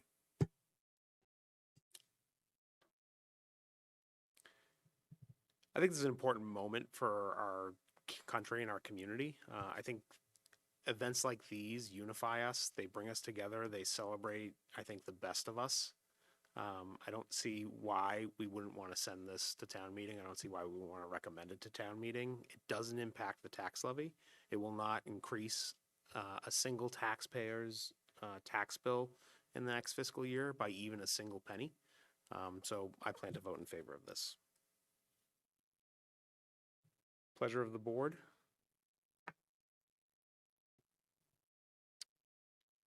I'll make a motion that we approve Article 3, the 250th anniversary funding for July 4th, Inc., to spring town meeting. Is it a motion to include it on the special town meeting warrant? Yes. Is there a second? Second. Discussion? Mr. Cohen? Yes. Mr. Quinto? Yes. Mr. Canty? No. Ms. Iaquinto? We're taking 2 votes, right? We are taking a vote right now to include it on the warrant. And then we'll take another And vote. just include it on the Okay, warrant. yes. Myself, yes. Is there a secondary motion to recommend it to town meeting for approval? I'll make a secondary motion to recommend to town meeting for approval. Is there a second? Second. Discussion? Mr. Cohen? Yes. Mr. Quinto? Yes. Mr. Canty? No. Ms. Iaquinto? No. And myself, yes. So we have voted to include it in the warrant, and we have subsequently voted to include Article 3, to recommend approval to town meeting. Is there a motion to include Article 4 on the special town meeting warrant? I'll make that motion to include Article 4 to the special town meeting warrant. Is there a second? Second. Discussion? Ms. Iaquinto? Yes. Mr. Canty? No. Mr. Quintal? Yes. Mr. Cohen? Yes. Myself, yes. So we have included it. Is there a motion to recommend that town meeting approve Article 4? I'll make that motion to recommend approval of Article 4 to spring town meeting, special town meeting. Is there a second? Second. Discussion? Ms. Iaquinto? No. Mr. Canty? No. Mr. Quintal? Yes. Mr. Cohen? Yes. Myself, yes. All right. So we've voted to recommend that town meeting approves Article 4. We'll move on to Article 5. 5, 6, 7, and 8. I don't know how Mr. Canty plans to present this, but these are all charter amendments as well as bylaw amendments with the intention of amending the town election date. That's Article 5. A charter amendment under Article 6 to amend the spring annual town meeting date. Article 7 will be a general bylaw amendment to amend both the spring annual town meeting and the town election dates. And Article 8 will be a general bylaw amendment that amends the spring town meeting warrant closing date. That all probably sounds quite confusing, but I have no doubt that when we conclude the following presentation, we will be able to understand it quite better. While Mr. Canty pulls that up, I did hear from the town manager on Article 2. The funding source will be free cash. So while Mr. Canty, I guess, are there any further questions now that we know the funding source for Article 2? Is there a motion to include Article 2 on the spring special town meeting warrant and recommend its approval to town meeting? Motion. Mr. Quintel makes the motion. Is there a second? I'll second. Ms. Iaquinto seconds. Discussion? Hearing and seeing none, I'll call the roll. Mr. Cohan? Yes. Mr. Quintel? Yes. Ms. Iaquinto? Yes. Myself, yes. And Mr. Canty? Yes. All right. Mr. Anderson, we've approved Article 2 and recommended its approval from town meeting. Thank you for joining us here tonight. Mr. Canty, the floor is yours. All right, thank you. So I did, we've talked about this at our meetings in various formats and at different times. But this is about a way to try and improve our future budgetary process. There are 4 articles. Those 4 articles are related because it involves moving the spring town meeting, and the movement of the spring town meeting, by my opinion, requires the movement of the local election as well, which will be explained. But in order to accomplish those goals, we need to make adjustments to the charter as well as to the general bylaws. So the proposal is that currently, as we all know, spring annual town meeting currently occurs in April. The town, as our local sources of new revenue, with new growth slowing down and expenses going up, will be increasingly dependent on other sources of funding, most importantly for this analysis, state aid as a potential new revenue in years ahead. State aid fluctuates from year to year as the financial health of the Commonwealth changes up and down. State aid is a subject of the legislative process. So the legislature, the governor releases a budget in January, but it's actually the legislature that funds the Commonwealth through the budgetary process. And it works through various committees, most importantly Ways and Means, which of both the House and the Senate. And while Ways and Means reports, which usually come out in May, are not the final budget, they tend to be very close to what the final budget is. So state aid, as a result, is clearer in May than it is prior to that point, after the Ways and Means processes has been completed, or depending on where that is, even if it's just in Ways and Means at that stage. Moving town meeting into May would provide the town with greater clarity when making budgetary decisions. So we would have a better sense of what money we actually have and what funding sources are actually available. If town meeting is moved into May, though, then it would be prudent to move the local election into June. Obviously, we are only weeks away from town meeting at this point, but town meeting is not a day in April or, under this proposal, a day in May. It is a process that starts right now in January for an April town meeting, with proposals and presentations to the Select Board, Community Preservation Committee, a number of other boards and committees, and most importantly for the town meeting process, the Advisory and Finance Committee, which is holding a number of hearings on a weekly basis, sometimes multiple times a week, to educate town meeting members so that when they walk into town meeting, they are informed about the matters and subjects before them. On the dais in front of, between Mr. Golden and Mr. Quintel, you can see the books generated for the annual town meeting from the FinCom process. It's an extensive amount of information that takes time to present, to have hearings on, and then to digest.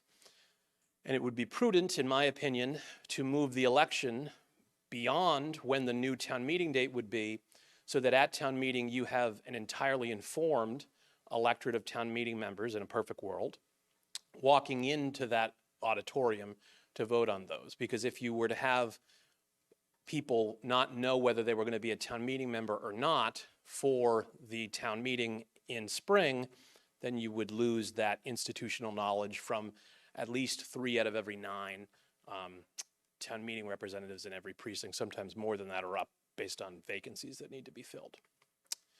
So, in summary, in order to accomplish that, and I will go into it in further detail, but this is the 10,000-foot version, Article 5 would amend the charter to move the local election from the 3rd Saturday in May to the 2nd Saturday of June. That moves it into June but avoids Father's Day. Currently, 2015, we moved the election to avoid Mother's Day. It used to be held on the same weekend as Mother's Day. If we're going to move it again, we should avoid the companion holiday to Mother's Day rather than repeating the mistakes of the past. So that's why second Saturday of June. Also, second Saturday of June, kids are typically still in school, so people aren't away on vacation. You get more local engagement at your polls before people are off on their summer vacations. So that's a workable date. Article 6 would amend the charter in order to expand the window that spring town meeting can be held. We'll go into detail on that.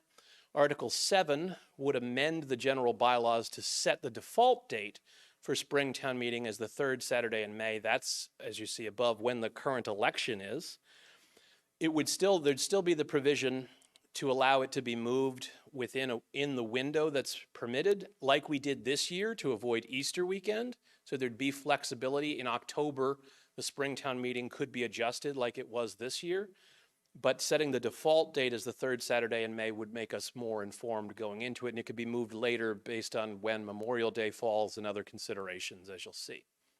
And then Article 8 would amend the general bylaws to change the date the spring town meeting warrant closes, because town meeting, as I said, is a process. One of those processes is when the warrant closes. Currently, the warrant closing date is for an April town meeting, so it's earlier in the process. If we're going to move back the date that the town meeting is held, it makes sense to move back the warrant closure date in case something comes up during the process. So the meat and potatoes, Article 5. Article 5, as I said, deals with the town election date. As you'll see there, there's the detailed legalese at the top, but the operative clause is what's in red here. It would seek to amend Chapter 5, Elections, Section 1, 5-1-1. The regular election for all town offices shall be by official ballot held on the second Saturday of June of each year versus the current text, which is struck through, which puts it at the third Saturday of May. Do we want to go through the entirety of the presentation and then circle back? I'd probably be more clear. So then Article 6 would be adjusting the charter to adjust the spring annual town meeting date. Again, the legal language up top in black, but the important operative change down here in red. It would seek to amend Chapter 2, the Legislative Branch Representative Town Meeting, Section 4, 2-4-1. The first such meeting, the spring annual representative town meeting, shall be convened during the period of March through June. Currently, it's March through April at a time fixed by bylaw. So currently, it's at a time fixed by bylaw, but there's a window, and that window is March through April. This is seeking to expand it March through June to give additional flexibility. Then general bylaw amendment number 1, which is Article 7. Again, the legalese there. There's a lot of struck through text, so the struck through text is up here and stricken through, and the text that would seek to replace it would read, "The town meeting shall meet annually on the third Saturday in May and at such other times as may be determined by the vote of town meeting." That's what's allowed us to move this current town meeting from Easter weekend to another weekend. That would also allow us to move it within that March through June period as town meeting decided. The regular election for all town offices shall be by official ballot held in accordance with the town charter. The fall annual town meeting will convene on the third Saturday in October, provided, however, that the select board may, consistent with MGL Chapter 39, Section 9, delay the date of said fall annual town meeting to a date no later than November 30th. The language related to fall town meeting is unchanged in content, but the current text is very hard to read in the current version of the charter, so we're just cleaning up the text, but it doesn't change the operation there. And then Article 8, again, in black you see the legalese, but the red section is the operative change, another bylaw amendment. It would change annual town meeting warrant. The annual town meeting warrant shall be closed by the select board no later than the third Friday in January, rather than currently the third Wednesday in December. The rest of the text remains unchanged. So those are the specifics of the proposal, as well as the intended purpose of the proposal. I am available for questions, and I will bring it back to Article 5, but can move it to wherever people want to go with their queries. Questions from the board? Mr. Cohen?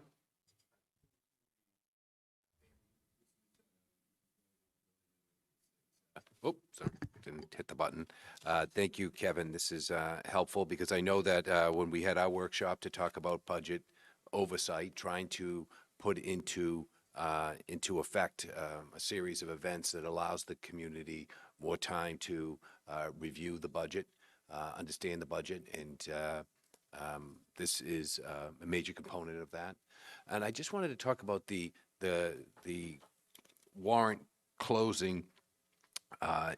In the you have it as the Springtown meeting warrant would close. I think was it Article 8? Yeah, third Friday in January. All right, third Friday in January, and this would give us now that amount of time. Was there any thought to the second Friday in January? There were discussions about the best time frame to do it based on going from the town meeting date backwards. Yep. Trying to expand the window that we have, but also maintain the ability of FinCom to get everything done in the caucuses. So after review with town council and the town clerk, this was the recommended date to achieve the intended default date for town meeting. In-town staff. Yes. So they were able to, because the staff is the one that's preparing this document. Right. The budget. Right, and many of the articles. Yeah. Yes. And this added time also gives them that ability to do it that much better. Correct. It gives the staff time, it gives us time as a select board, but it also then on the other side leaves enough time for FinCom to do their job as well. Okay. Thank you. Other questions? Thank you, Kevin. Pleasure of the board. Well, we could take a vote on each article to, again, We could do them as a group. I would say that, in closing, if I could, it wouldn't make sense to do only some of them. So I think doing it as a group makes the most Okay. sense Okay. because it's kind of a package. all right. I'll make the motion to approve Articles 5, Charter Amendment, Town Election Date. Article 6, Charter Amendment, Spring Annual Town Meeting Date. Article 7, General Bylaws Amendment, Spring Annual Town Meeting and Town Election Date. Article 8, General Bylaw Amendment, Spring Annual Town Meeting Warrant Closing Date. Second. So just to be clear, this is a motion to include this in the spring special town meeting warrant and approve and recommend approval to town meeting, correct? Correct. And Mr. Quintel, you second? All right. Discussion? Hearing and seeing none. Mr. Canty? Yes. Ms. Iaquinto? Yes. Mr. Quintel? Yes. Mr. Cohan? Yes. Myself, yes. It's unanimous. Thank you. Our next article is Article 9, Solar Credit Energy Contracts. We're being joined by Mr. David Gould, our Director of Energy and Environment, and Mr. Mike Cahill, our Climate Resilience and Sustainability Planner. Oh, just Mike, I guess. Good evening. Thank you for having me. Michael Cahill, the Climate Resiliency and Sustainability Planner. Back before you tonight with another PPA agreement. This one will be for an out-of-town array. As we've discussed in the past with solar energy credits expiring in July, we had an opportunity to get this project in under the wire. So basically the way that this one's going to work is it's going to be an alternative on-bill credit. We have 5 PPAs currently already existing in town. 3 of them are on-bill credits. So these are sites that will be located outside of town. For this project, we'll be partnering with Kearsarge, who's a large developer based out of Boston. They have over 350 megawatts of energy in their portfolio already. They've partnered with public entities for over 140 megawatts of that power, providing 62 PPAs in New England communities. The project will be located on publicly owned land, and we will receive the on-bill credit, which will basically be a reduction on our bill. The project is already fully executed the interconnection agreement, so it's well on its way. Kearsarge, like with our other projects, will design, permit, finance, that should say own, it says owner, I apologize for that, and maintain each of these facilities. Permitting is already complete for this site, and construction is expected to begin in Q2 of 2026, and the site will come online in Q4 of 2026 when we'll start seeing those savings. So the array will be located in a landfill in Walpole. It's a 7 megawatt DC site. As you can see here, this is the breakdown in terms of annual production that we're expecting. It's roughly 8.5 million kilowatt hours per year annually for this site. And this is a breakdown of what the funding will look like. In year one, we expect that to translate to a savings of $155,379. It's roughly 12% of our, it is 12% as a fixed discount on our bills. Over a 20-year agreement, which what this project is, it will translate to $3.5 million in savings. It's worth noting that, like I mentioned, we already have 3 out-of-town PPAs that are currently under agreement that the school department worked on, I believe, starting back in 2012, and the most recent one was around 2021. This PPA that we'll be signing will cover the vast majority of our large remaining buildings.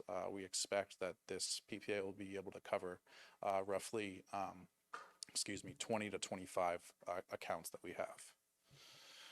So in terms of what this article states, it basically provides, it asks town meeting to provide the select board with authority to execute the PPA similar to the other PPAs that we have in place, or the other PPAs within spring town meeting. And I'm more than happy to answer any questions if anyone has any. Thank you, Mike. Questions from the board? Pleasure of the board.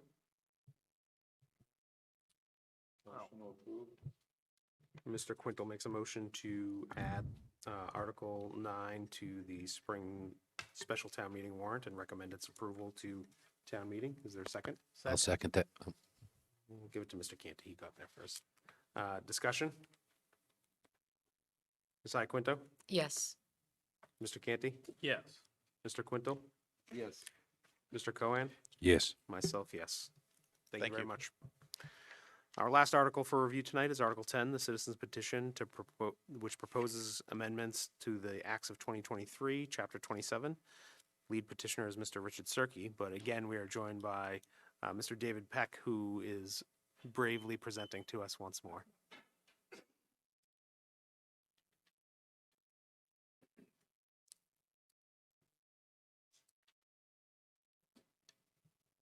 Thank you very much.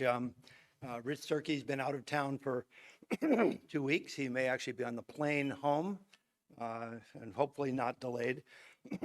But standing in his stead and for the many people who signed the petition to get it on, just briefly,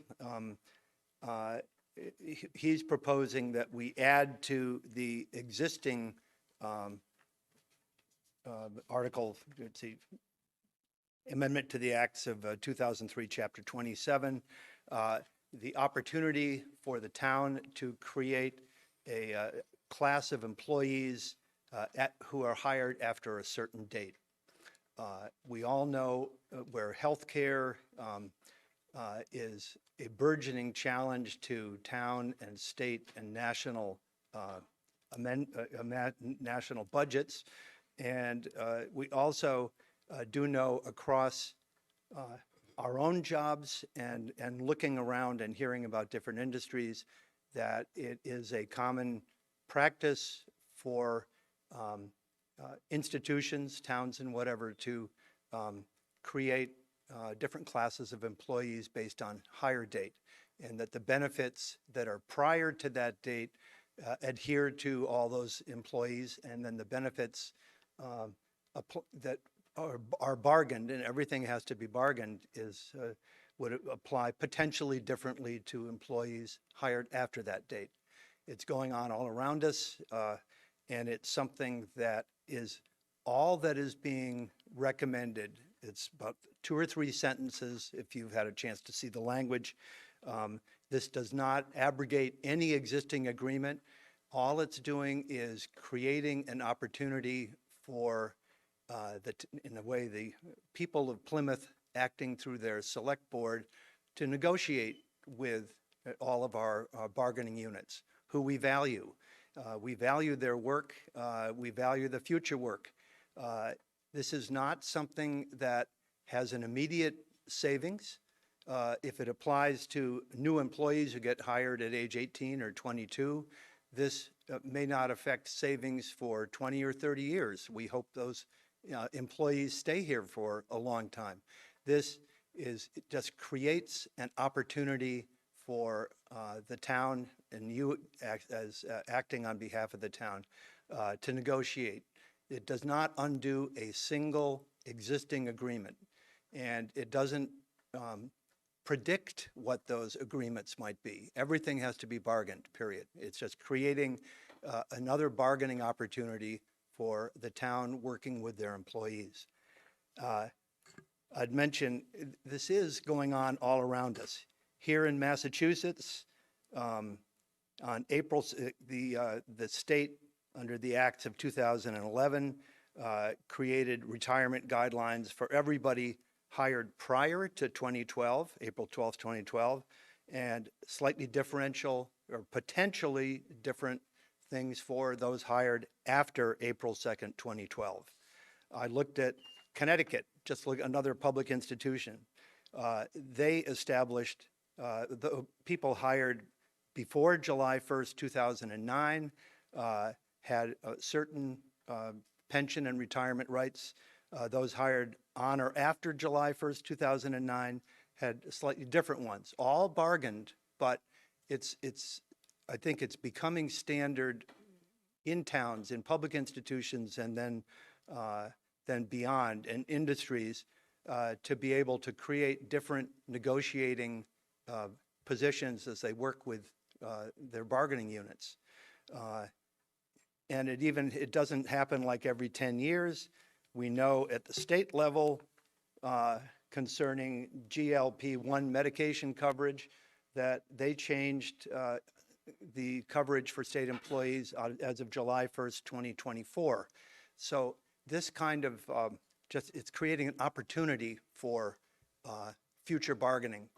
It's not mandating a single one. As I said, this does not undo any existing one. It does not create a second-class citizen, as you may hear in a minute. This really is creating a future opportunity. This may be 20 or 30 years out, and I'm also pleased to introduce Dale Weber and Tom Pinto, who will speak in opposition, because we recognize there will be different perspectives on this. So I'm here to answer questions as best I've done research on the value of this going forward. And then, again, welcome the opposition to speak. I will invite you folks up, but before we do that, there are questions from the board. Ms. Iaquinto? David, thank you very much for bringing this forward. I am supportive of this article, as I had brought it up at a past select board meeting as something that I would like us to take a look at.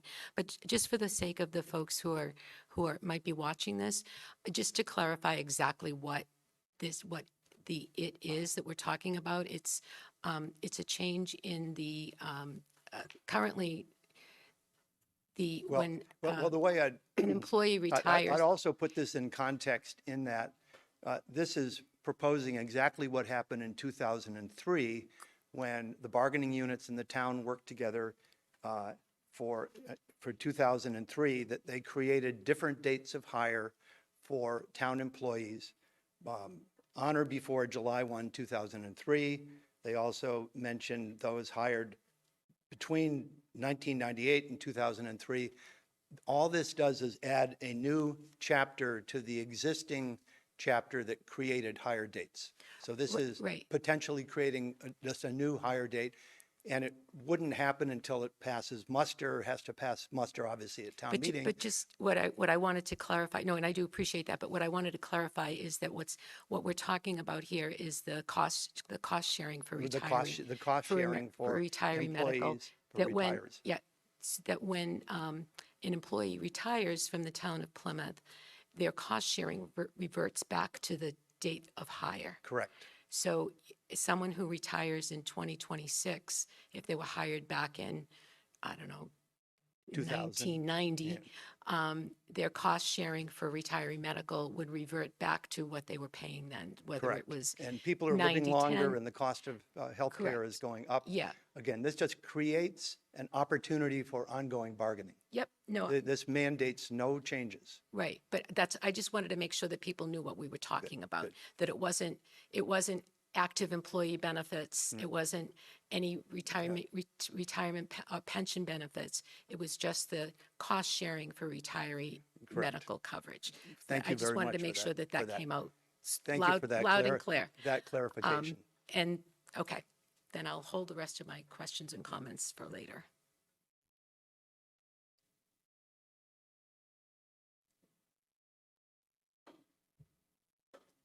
I'll invite the representatives from some of our unions up to share their comments. I'll treat this as a presentation. I do have some questions for you folks as well.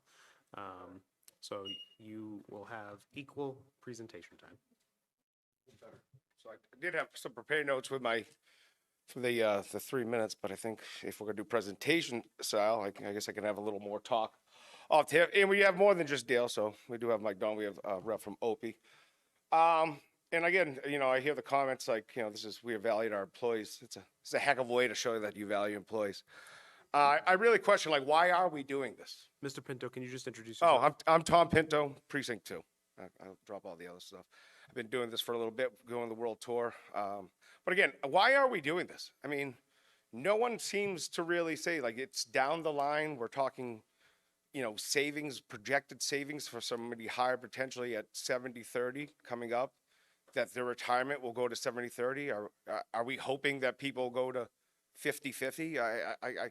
So that one I have to ask. Again, both sides have agreed this has zero cost savings for this decade and the next. We're not seeing any cost savings anytime soon. So again, if I don't understand again why this has been brought up, and I can say we should kind of pull back the curtains and call this what it is. This is an attack on your employees. And if you don't feel that it is, I can tell you as an employee, working with other employee groups, we all are coming to the same conclusion that this is an attack on your employees. I mean, just think about what we talked about earlier at this very meeting. We're talking about our master plan to be able to recruit and retain people to live in town. We want people to live and work here. I mean, this kind of goes against our recruiting team. It's taking away a benefit, it's eroding it without negotiation. Because if this passes at town meeting, then goes to the state house, our members get it. It's not negotiated, it's taken. So let's just remember that. If it passes at town meeting and it goes to the state house, it's not negotiated. It is a benefit taken away from our new members. I mean, this is an old school way. This is an old school anti-employee approach. It leaves our community with a legacy I don't think we're proud of. I mean, this is old school. Go after our employees. Balancing you're talking about balancing the books on our backs down the future. You're not talking about recruiting and retaining down the future. You're saying, how do I balance the books? It's a package. Health insurance is part of a package deal, as is, your pay salary. We want to be better than Connecticut and all these towns. Like, I feel like we would want to be the one setting the standard in America's hometown of how we are different than everybody else and how we set the tone. I mean, this is my third, public time speaking on this. And unfortunately, I'll have to be doing some more public speaking on it at the suffer of my families as we have anti-employees, articles being posted. So this is the third time I've been speaking on this.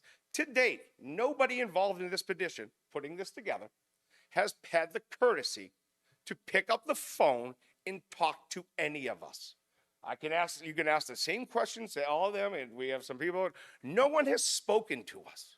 At the last meeting, we talked about the treatment of Mr. Canty at the ZBA, and we talked about, it's important that our elected leaders respect individuals and have conversations. I even got the little follow-up email from whatever officer was. But how important was that we show respect and whatnot? Not having a phone call? Is that respectful? Am I not a town citizen? Am I not a taxpayer? But am I a second-class taxpayer that doesn't deserve the respect of a phone call? I mean, even if it was a phone call to have an opposite opinion on the matter, the phone call would have been appreciated. The phone call would have been respectful. I just say, for everything in this article, it's just so divisive. I mean, it just causes, like, we've just burned bridges. I mean, just think about how it was introduced, this article. Wasn't on the agenda, wasn't public. It was brought up at the very end, at the last minute. A last minute thing to put on the warrant at town meeting. And then what happened when it didn't get voted on? Then we go to a citizen to go collect signatures, a citizen who has a history. I mean, I'm sure he was selected, Mr. Cirque, for a purpose. To go do, look at the effort that has been put in to create divide. Like all the time collecting signatures, all the time coming to these meetings and speaking. That's just caused divide. That has burned bridges. This article, again, just the no phone calls have been decisive, the way it's written, yes, it will create have and have-nots. And then if we're not here fighting for our employees, those have-nots will be a part of health insurance negotiations in the future. And I will be a retiree.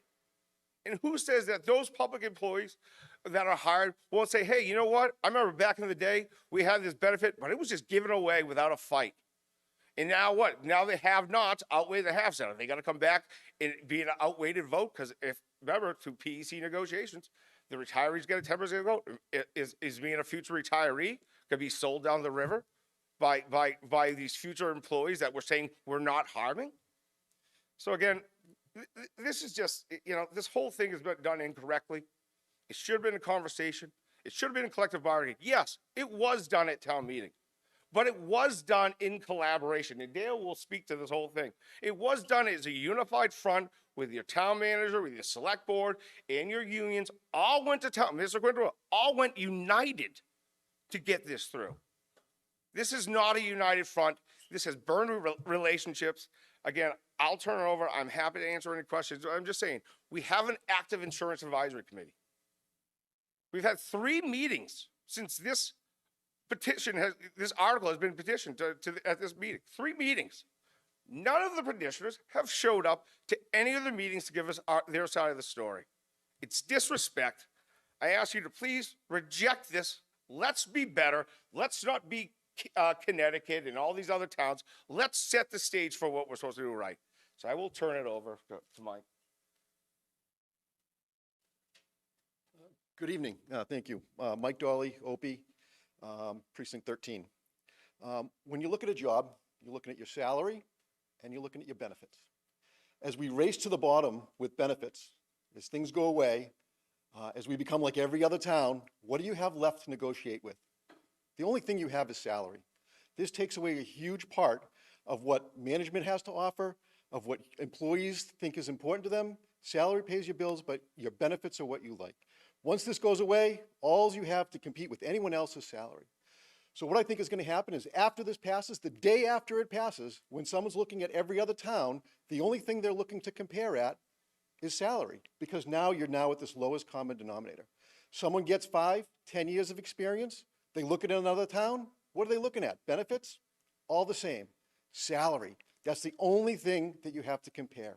And in order to recruit, retain, that's going to have to go up higher than everyone else if you want people who are all at this lowest point, like every other town. For those reasons, I think this is not worth doing. I think this is going to cost right off the bat with no benefits for 30 years. For those reasons, I hope it's rejected. Thank you very much.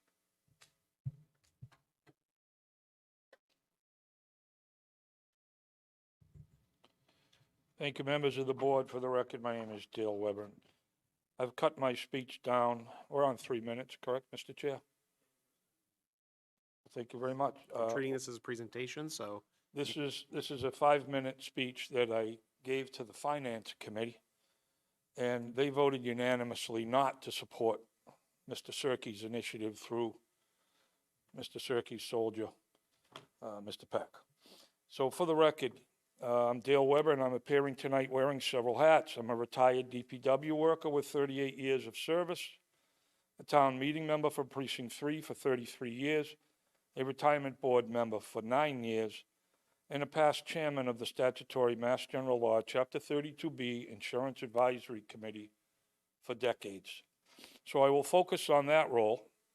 And I'm also an employee representative representing the Collective Bargaining Relief Association, over 350 members here in the town of Plymouth.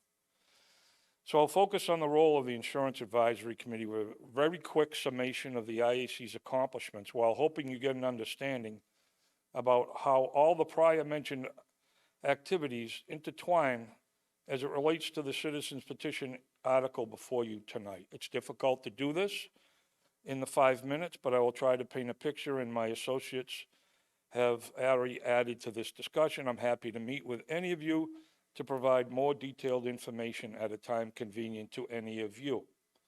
Back in 2002, the town was facing a significant budget crisis, along with strong 9C cuts from the governor's budget. And as often happens, the town was looking to the employee groups to help balance the budget through cuts to their benefit packages, all properly and fairly bargained for through the legal process of Mass General Laws, Chapter 150E, except in this case in front of you today. There was no reach out from administration to the employee groups, just a doom and gloom initial budget presentation that ignited the overreactionary response that is this citizen's petition before you tonight. That is merely a blatant attack on the initiatives the employees have been steadily working on to recruit and retain employees, as Plymouth is falling further and further behind in that arena. Myself, along with Chairman of the Retirement Board, Tom Kelly, who was also on the Insurance Advisory Committee as a delegate from the Police Patrolmen's Union, were co-authors of the House bill that, after going through the Selectmen, the Advisory and Finance Committee, and town meeting, became enacted into law at the State House as Chapter 27 of the Acts of 2003. That single action netted the town of Plymouth $3.2 million initially, and those savings, along with others that the 5-minute window will prevent me from discussing, have compounded out to many, many millions of dollars through the years. In fact, that number is $250 million in cost savings and cost avoidances in the time since this special act was created. Along with that, you need to be acutely aware that the employees and retirees are right now in the middle of a 6-year signed contractual agreement, the Public Employee PEC agreement, that clearly and unequivocally states the following.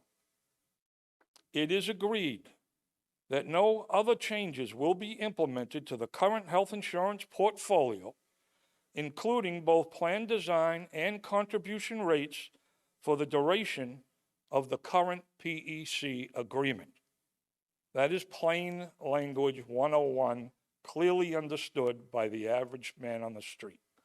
Therefore, if this citizen's petition passes town meeting, this will not only not produce any savings, but will actually incur expenses in litigation, as future retirees of the town will no longer get the benefit of their bargain, and the recruitment and retention initiatives to make Plymouth a good choice for people to live and work here will continue to further spiral downward. In closing, and just as important, you need to be acutely aware that the current PEC agreement that has 3 years left to it has produced nearly $10 million in savings and reduced the other post-employment benefit liability, commonly referred to as OPEB, by $391,317. I'm going to repeat that because I stumbled. $227,391,317. That's what employee initiatives got the taxpayers and ratepayers of Plymouth. This citizen's petition does nothing but create division and dissension in the workplace.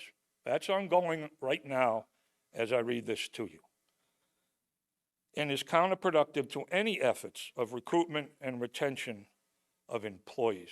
I'd be remiss if I didn't thank Mr. Quintal for his past initiatives working with us to create Chapter 27 of the Acts of 2003 and that initial $3.2 million savings that continues to compound each year. And also to Mr. Peck's comments that his initiative through Mr. Cirque creates bargaining. It does not. Nowhere in the language of his article does it ever mention anything about collective bargaining. What it does is it creates division, and it takes away many years of advocacy that the employees, who are also taxpayers, please don't lose sight of that. Employees also pay taxpayers, so when we negotiate collective bargaining agreements, we actually raise our own taxes to give us a few extra cost of living adjustment bucks. That's what it comes down to. But thank you for your time and the latitude, Mr. Chairman and members of the board. Thank you. Questions from the board? Ms. Iaquinto? I just want to make it clear. First of all, I appreciate the passion that all of you are bringing to this issue, and I do understand your perspective completely. But I just want to make it clear that what we're talking about here is a retiree healthcare cost sharing. We're not talking about active employee benefits at all. We're not talking about plan design at all. And I do believe that Plymouth has one of the richest active employee healthcare benefits.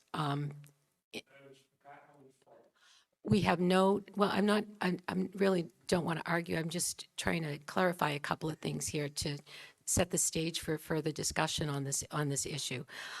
We have no deductible, very low cost sharing. We have very rich benefit plan, and most of the residents in town don't share that same privilege. So in my role as select board, I need to look at what's in the best interest of the entire town.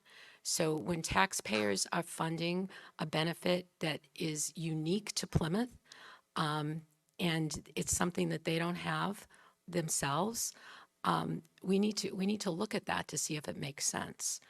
I do know that this special act is unique to Plymouth. We're the only municipality in the Commonwealth that has this. And then we are also, we also have the fourth highest OPEB rate in the state, behind Boston, Springfield, and Worcester, which are much larger than us. And part of that is driven by the cost, the future cost of funding this benefit. So all we're suggesting with this act, or all the petitioner is suggesting with this article, is to look at discontinuing this practice for someone that isn't even on the payroll yet. We're not talking about current employees. Nothing will change for them. It's the person that we haven't hired yet, who will come in understanding what the deal is and will be taking a job not because 40 years from now they'll get a better cost share, but because they want the work, they want, they have a different rewards structure needs than older people that are ready to retire. So I think we need to look at it all. We need to look at what sort of the recruitment and retention strategy is that we want to offer to people, and we also need to look at the reality of what we're suggesting with this article. And it will not save money now, but it will save money down the road, significant monies once we start to age into this. And I think that we need to be looking at that as a select board. We can't keep kicking the can down the road. Or in 10, 20 years from now, there'll be a select board sitting here saying, why didn't somebody stop this when they had a chance to? So what I'm hearing is your intention is to continue to cut employees' benefits, because at this time, they're at 70/30. For you to see any future savings, is your point of your intention is that we want to cut employee benefits. Now, I've heard this for a long time. Employees want more pay and maybe they're not here to fight for less benefits. So what you're saying here, because this doesn't do anything to that, is that you're predicting record higher wages down the range to cut employees' benefits. I think that, again, that's an old kind of school technique of going at it. You're saying that we are going to be willing, as employees, to continue to cut down our benefits. I mean, we're at the point that people aren't, these aren't the desirable jobs of the day that people are knocking down. We're not filling positions. So if your intention is that you want to cut our benefits to give her higher pay down the road one day, I don't believe this is the idea. I don't believe this is the idea. Again, this only gives you some cost savings. Is us as employees say we're willing to cut our contribution rates, which we just did to save the town money and goes into our pockets, that we're willing to cut our benefits down the road. Again, yes, I mean, employees do want more pay, but employees also want families and to be able to take, the children to the doctors, the hospital. I mean, I had medical issues this year myself. I mean, I was benefit. I mean, I have a member, and I know she actually called me after hearing all this, a member who had cancer, a longtime member. And she said, Tom, and she said, you can use this story. And she said, Tom, thank goodness for my health insurance. Because when I was in cancer treatment, I sat next to people who didn't have the same benefits, and they were fighting to get certain procedures done. She's like, Tom, I never had to worry about that. And she's like, I would come at any event and come speak about the importance of our health insurance, how me in my darkest time of cancer, and she's like, as somebody who, maybe when I was younger, I was like, I don't need healthcare. That when she went through that cancer experience, she had the safety behind her, the insurance behind her, so that she wasn't stressing out while going through one of the most difficult times of her life, medically. So again, all that, and I hear this approach all the time, people want to pay less. We're almost at the point where, we're not going to cut our benefits or pay. I mean, there has to be a balance. There has to be a cut to the services. I mean, we can't expect people to come in here and work for nothing. Again, that approach you're saying is, you're saying potentially to get any savings, we have to negotiate to cut our benefits. That is the only way that this proposal gains any ground eventually 20 years down the road. Again, I just want to put that out there. You don't see any savings from this point moving forward unless we as an employee group vote to cut our benefits. And again, I'm almost at the point where, if services have to get cut, people would rather be, people aren't at the point where they want to work for nothing. They want to work and be in their town they live with. We haven't seen record raises here anytime soon. Last contract, we were able finally to scuff out one of the best contracts ever. And that took a lot of effort and a lot of collaboration, working together. We wouldn't got that contract, and I got my negotiation chairs right there, if we didn't have a collaborative relationship. Mr. Quintel sat in on those negotiations. Again, that happened through collaboration. There has been no collaboration. If you had an idea, if you wanted to talk about ways to save money, but also recruit, that could happen through conversations, through your insurance advisory committee, through us. Again, we're open to have conversations. We've talked, but again, this wasn't done appropriate. This was just thrown out there. So I just wanted to make sure it doesn't save money unless we cut our benefits, which again will make us harder to recruit, retain employees. Mr. Pinto, if you could stand there for just one more second. How long have you been a public employee? This is my 18th year. And what is your official role within the union? I'm currently the president of the Education Association of Plymouth Carver. And how long have you been the president? 10 years. Excellent. So you've done this for quite some time. We've been on a few PECs together, me and Dale. In your professional opinion, it sounds like, and I just want to make sure that I understand you and that the public understands you as well. In your professional opinion, the only way that this article would result in a savings in the future were to be if we were to change the splits for your health insurance, correct? So what we're talking about is we're lowering the contribution from the town and increasing the contribution from the employee, correct? Yes. So if we were to, so to me, the next logical question is the intention then to negotiate, for example, a 65-35 contract or a 60-40 or the state minimum, which is 50-50? That's the only way that we will see savings. Is that And correct? yes, and now you see towns like Barnstable and other communities, I think Dartmouth, going the other way on contribution rates because they're not able to recruit and retain. So there's people going the opposite way in increasing because again, they see the need to benefit. Again, these used to be the desirable job. People throw our Cadillac healthcare. Yeah, yes, we don't have deductibles, but we gave up quite a bit. I'm still paying for it. By cutting. We made sacrifices to other things. Again, that's something we chose as an employee group to fight for to maintain our benefits. So then what? You're going to crush our plan design? Again, what's the goal? To erode the health insurance benefit to nothing? I mean, I guess, again, I feel like we need to be better.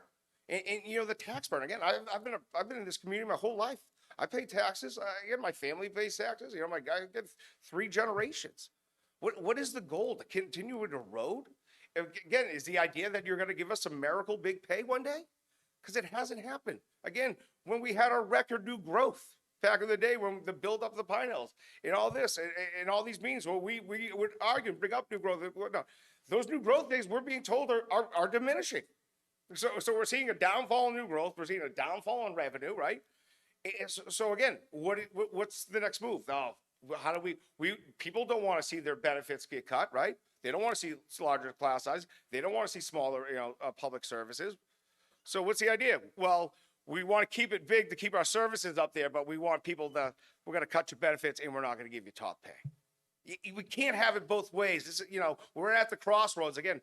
Our members aren't going to accept contracts that aren't keeping up with inflation. Our members aren't going to, stay with jobs that, when their health insurance gets knocked down to be everybody else or less. Again, we can't have it all. We can't say, we want services, but we don't want our employees to want to live here, to be here and have a decent life, an average, decent life, to be able to pay their taxes and go to the park down the street, on a weekend or something like that in town. We don't live lavish lifestyles. So I just need to say that. And Mr. Pinto, can you confirm, I think you've already said this, but has anyone from the petitioning side No. reached out to you folks? No. Prior to it being brought up at the select board, had any selectmen reached out to you? No, to we were just as discuss? shocked when we were all watching the Tuesday night meeting, because again, many of us watch all the meetings, or if we're not here, we're watching, and to see the home rule petition pop up, and I thank the board when they voted it down, and then when it got voted down again, we found, look at the effort we have put in to try to cut a benefit. It got voted down 3-2 because of lack of communication, only to have people show up right here collecting signatures on tax day. People going around collecting. We put a lot of effort. We're at these meetings taking times away from our families, asking, please don't cut a benefit for future members. I don't know, at no savings. And do you consider the CBAs, do you consider them recruitment tools? Yes, if collective bargaining, we want to have a good package to bring people in. Okay. Thank you. Other questions from the board? All right, so unfortunately, we don't get to decide whether or not this goes to town meeting. This will go to town meeting because it's a citizen's petition. The board will only, if there's a motion, will only consider recommending its approval to town meeting. So I'll allow the board to decide what's the pleasure of the board.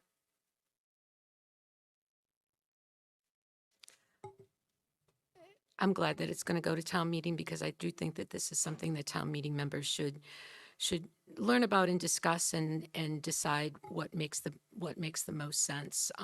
So I would make a motion to recommend it for town meeting. Is there a Approval. second? Second. Discussion? Mr. Quintel?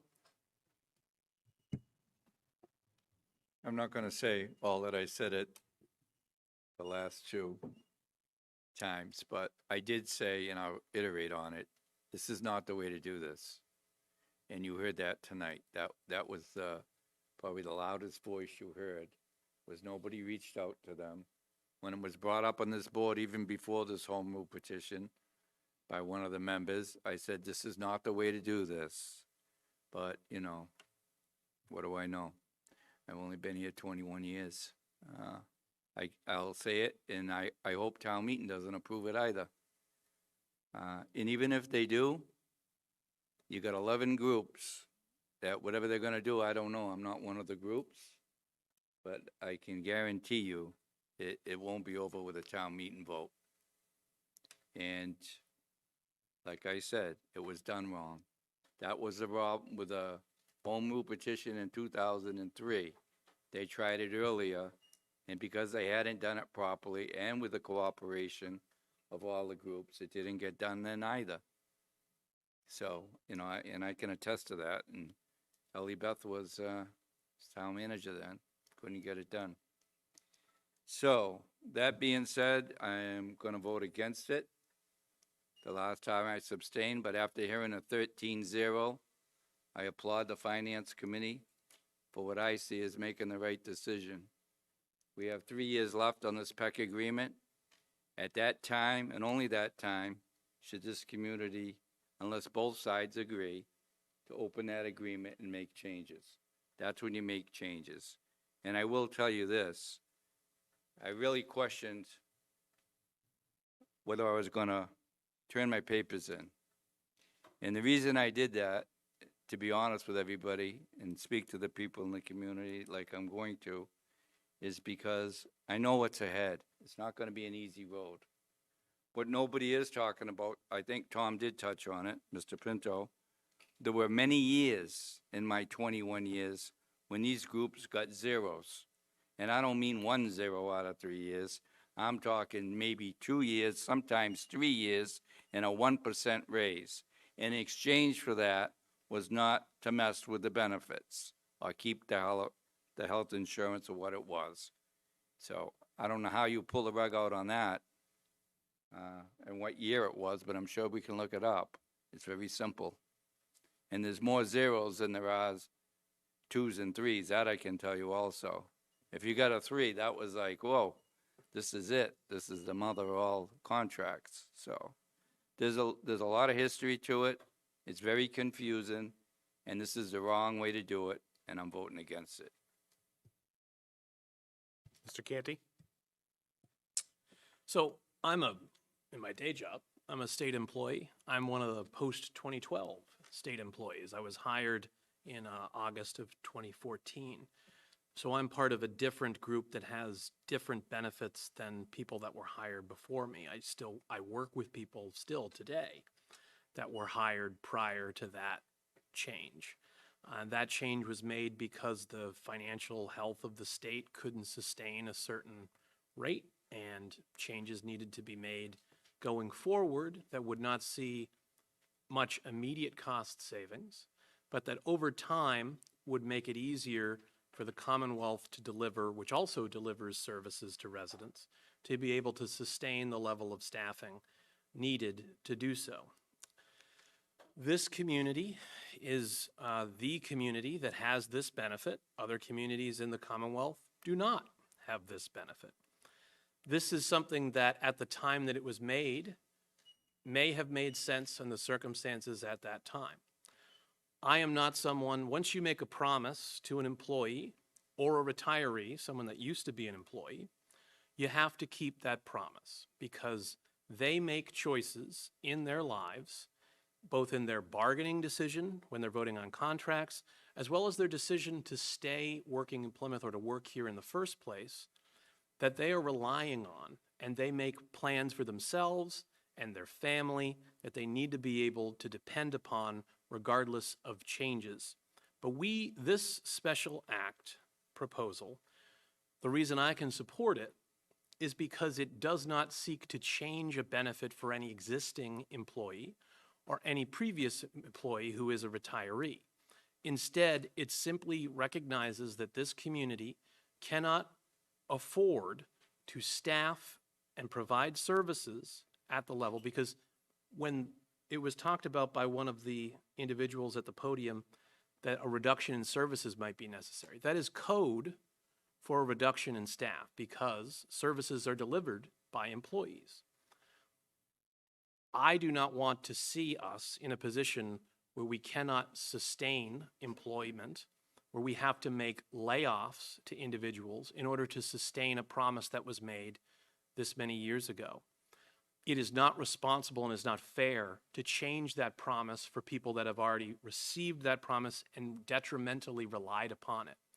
But what we can do is stop making the promise going forward, put ourselves on level footing with other communities, and bargain the situation on the ground. If the bargaining units in the future, when more and more people are under this, if it were to go forward, agreement, if they wanted to leverage more of their bargaining power towards salaries, they would have the opportunity to do that.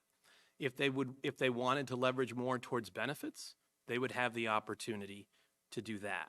But the current paradigm requires the town to foot the bill for this long-term benefit for everyone and to factor that into the negotiations for everyone. And again, we are only changing this going forward. No one who is a current employee or retiree will be affected by this proposal, which is why I'm able to support it, because I understand that what it means is to be able to provide an opportunity for the town and the unions to negotiate the facts on the ground going forward as they exist at that time without breaking any promises to anyone. Thank you. Mr. Cohen? So, your point's well taken. I understand what we're trying to address, and these are these rising costs, but I do believe that this is not the way to go about it. I think that if we look back to the early 2000s when there was an attempt to petition an article to do what we're attempting to reverse, that did not succeed. It was only when town staff and the unions and the elected officials all worked together and came up with this original agreement. Now, if we're going to readdress that agreement, I think we have to take the same track that we did before, and that is it needs to be a united front. We need to have the employees working with staff, working with the elected officials, and coming up with an understanding of what their benefits will be. Right now, we have a PEC agreement that goes through 2029, and my feeling is that we, at that point in time, I do not want to limit the toolbox where the town can negotiate in terms of how we retain and recruit people for the town of Plymouth, in terms of how they're compensated. I understand, there's an argument said, well, there's a savings. Yes, but that savings is, 10, 20 years from now in a lesser amount. But what you'll be required to do is actually increase salaries immediately, which would be an immediate increase. So, I do recognize the shortcomings of addressing this issue this way. I feel as if this is just the wrong way of going about it. I will not be sending a recommendation in support of this petitioned article. I'll be sending a recommendation and asking town meeting to decline what is being asked of it.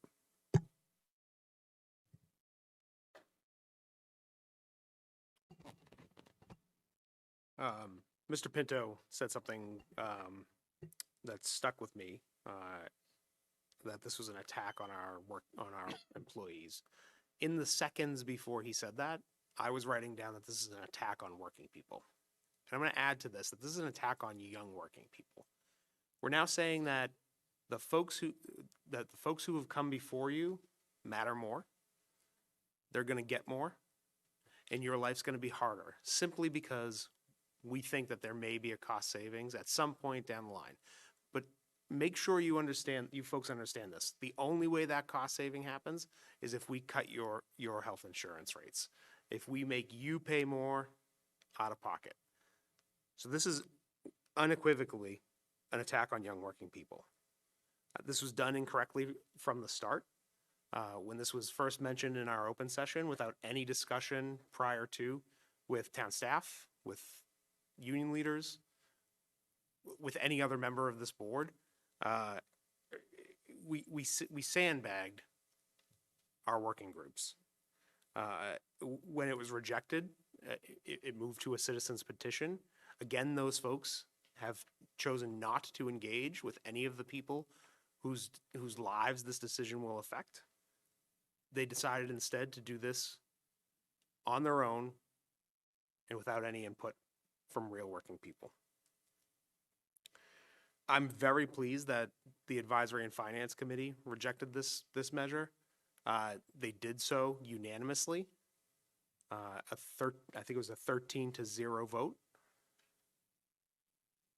What should have happened is we should have sat down with you folks beforehand and said, this is what we're thinking.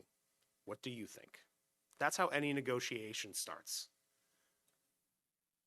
If we're going to really be fiduciarily responsible in this community, we're going to do negotiations at a negotiation table, not on town meeting floor, not in the select board during our open sessions, but together.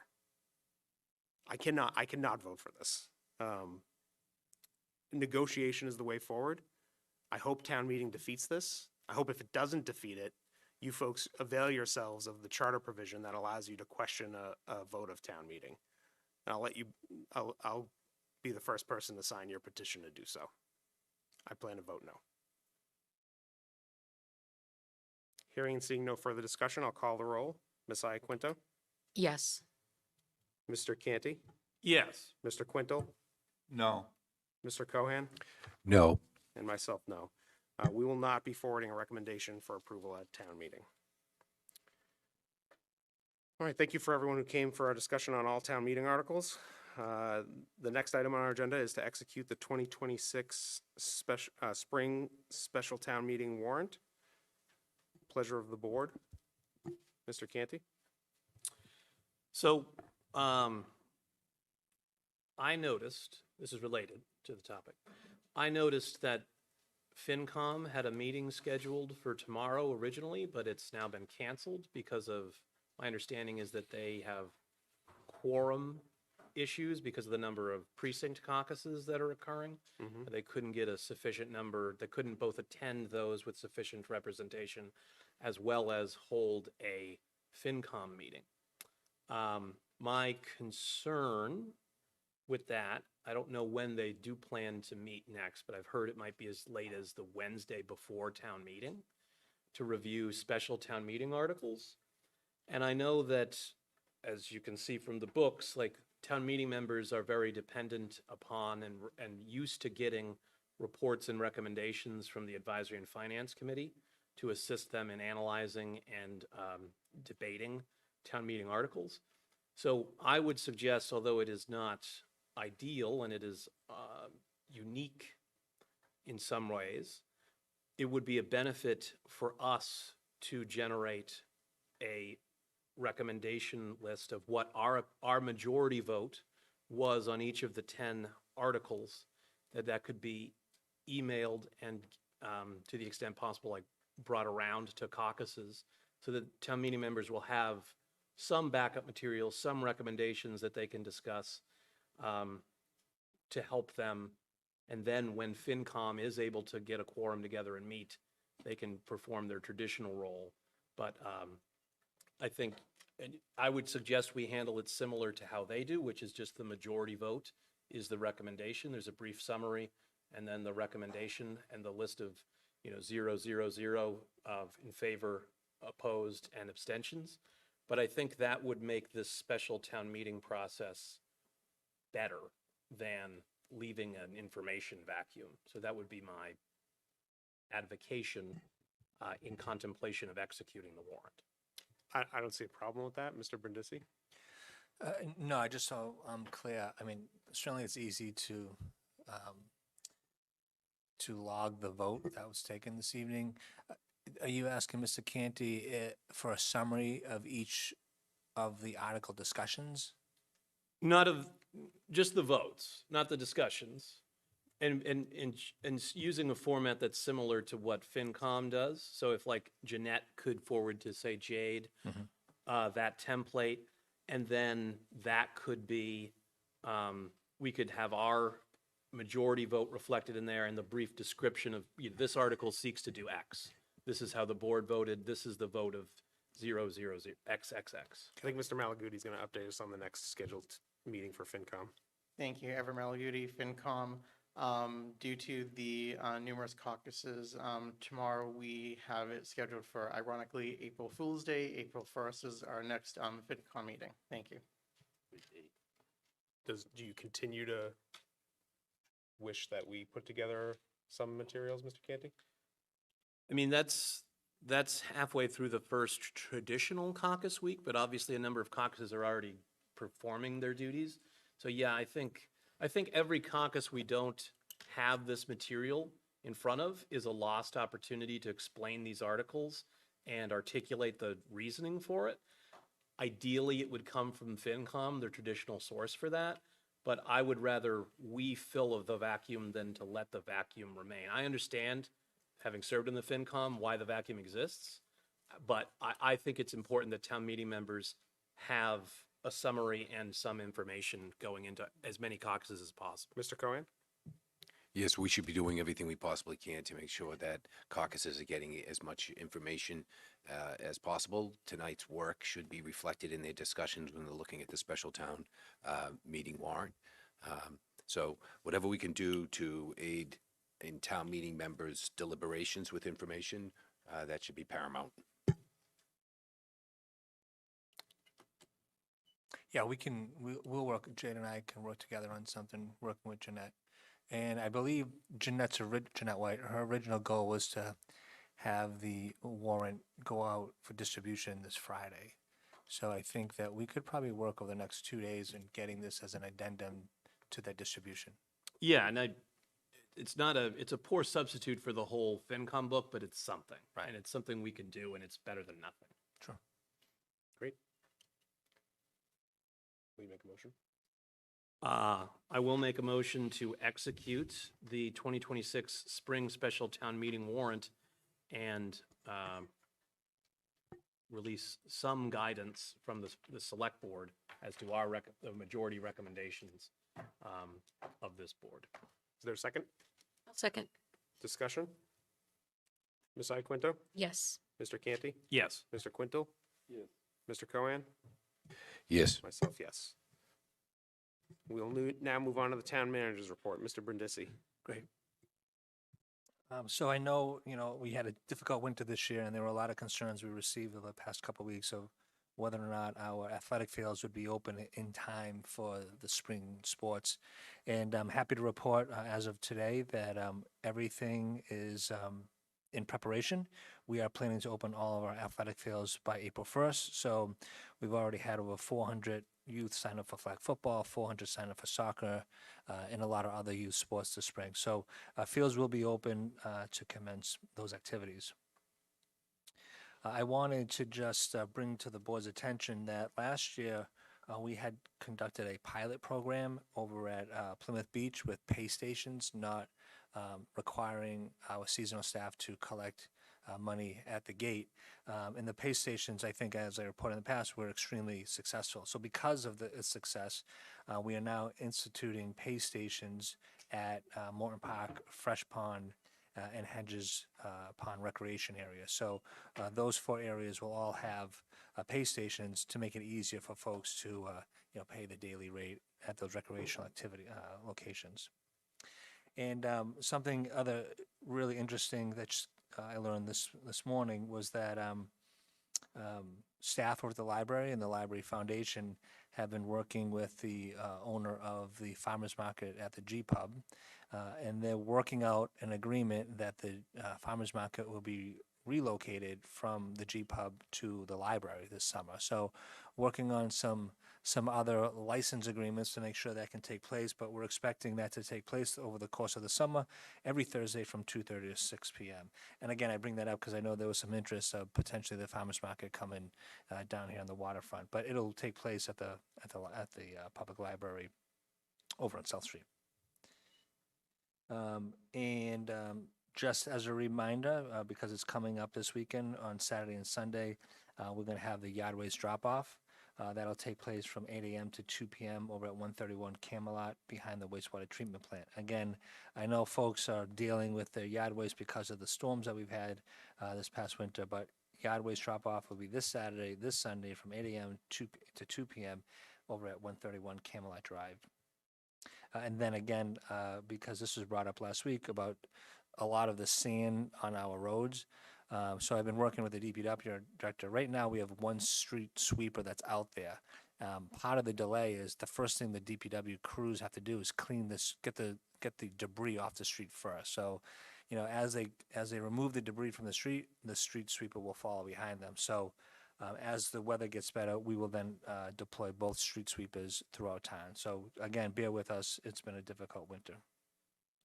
In an update from the fire chief, the community wildfire protection plan was a little delayed, but I want folks that are very interested in this new plan, I want them to be aware that at the end of this April, we're going to have a public comment period. So this is something we've been trying to do a lot of over the past couple of years, you know, requiring community input, in this case to the community wildfire plan. So public comment will take place at the end of April.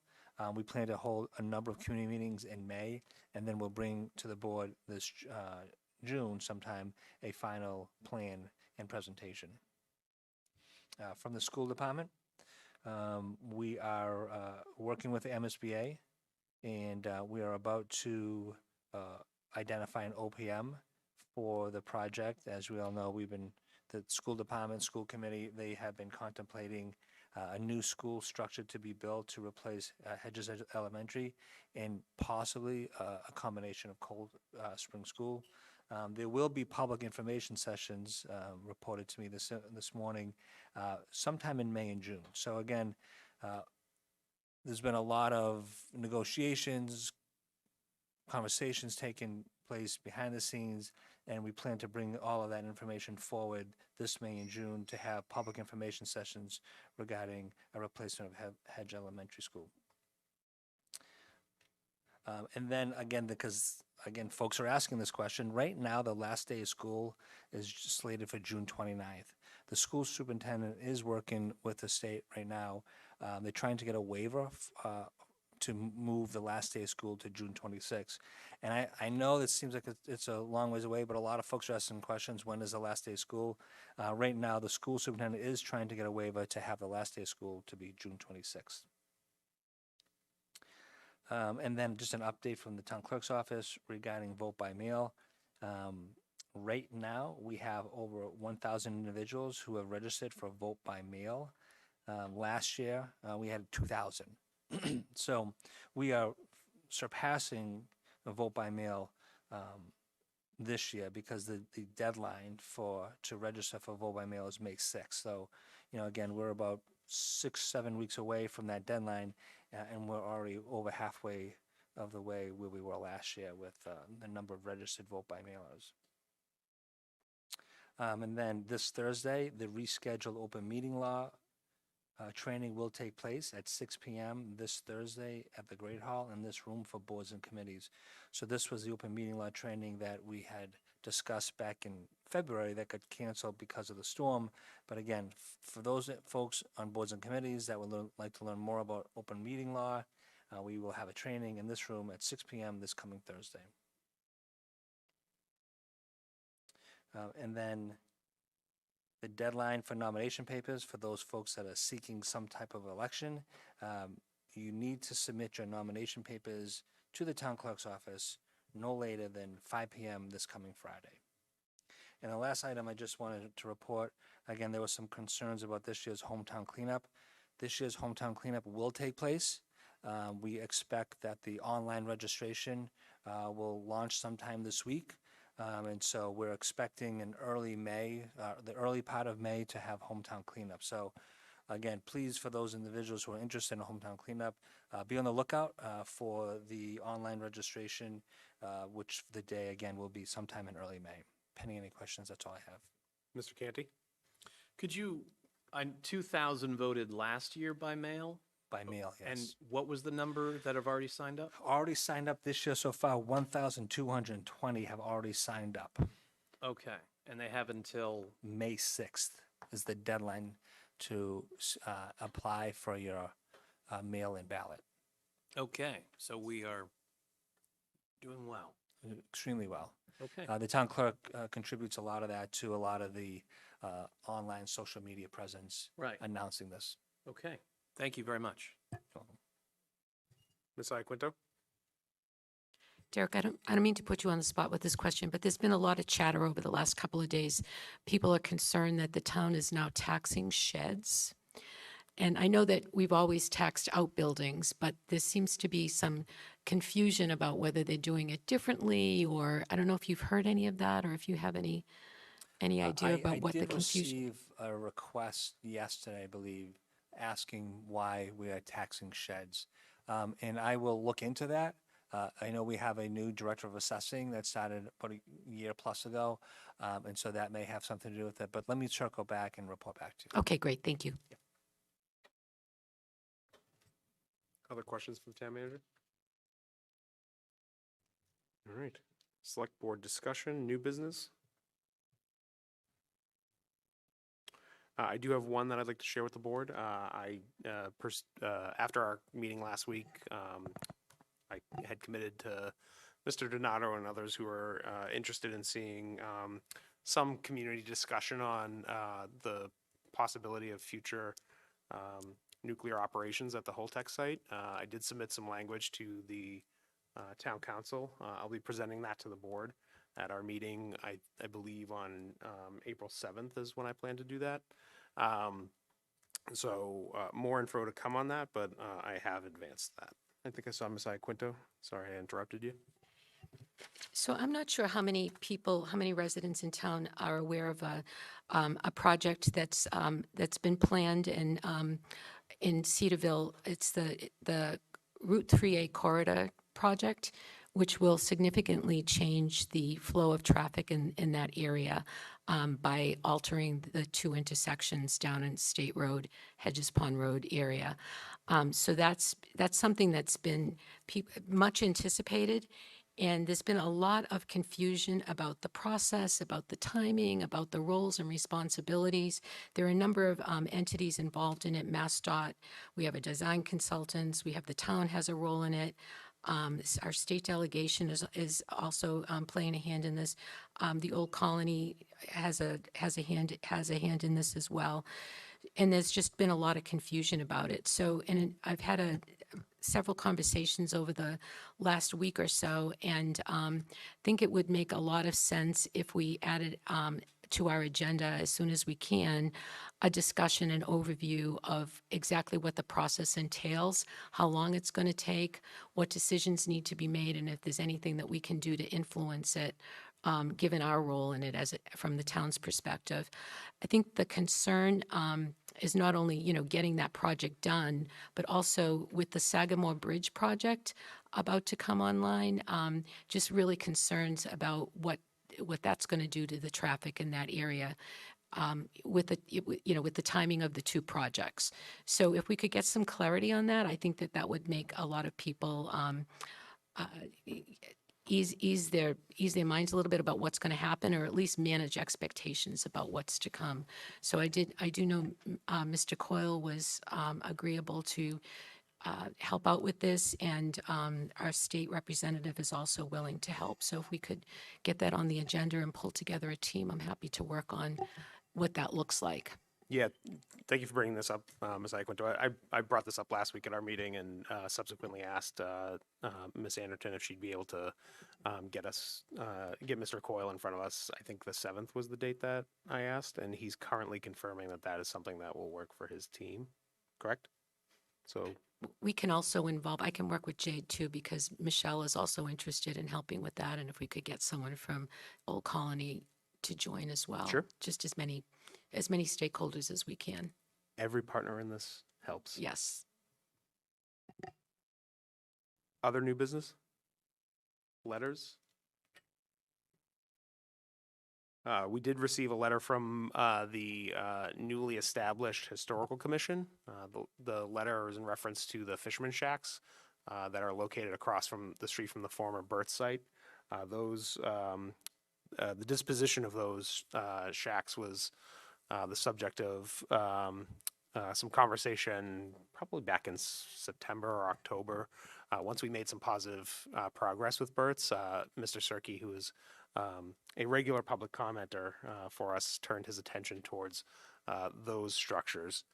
The substance of the letter was by and large, that the fisherman shacks have some historical value, but that they are privately owned, and therefore the town should not spend any money in the restoration of those structures. Mr. Cohen has agreed that he'll look back in his records because the CPC minutes indicate that he had been in touch with those owners in the past. So I look forward to hearing from you, Mr. Cohen, about that, and we'll advance that at a later date. Other letters? Old business? Mr. Cohen? Yes.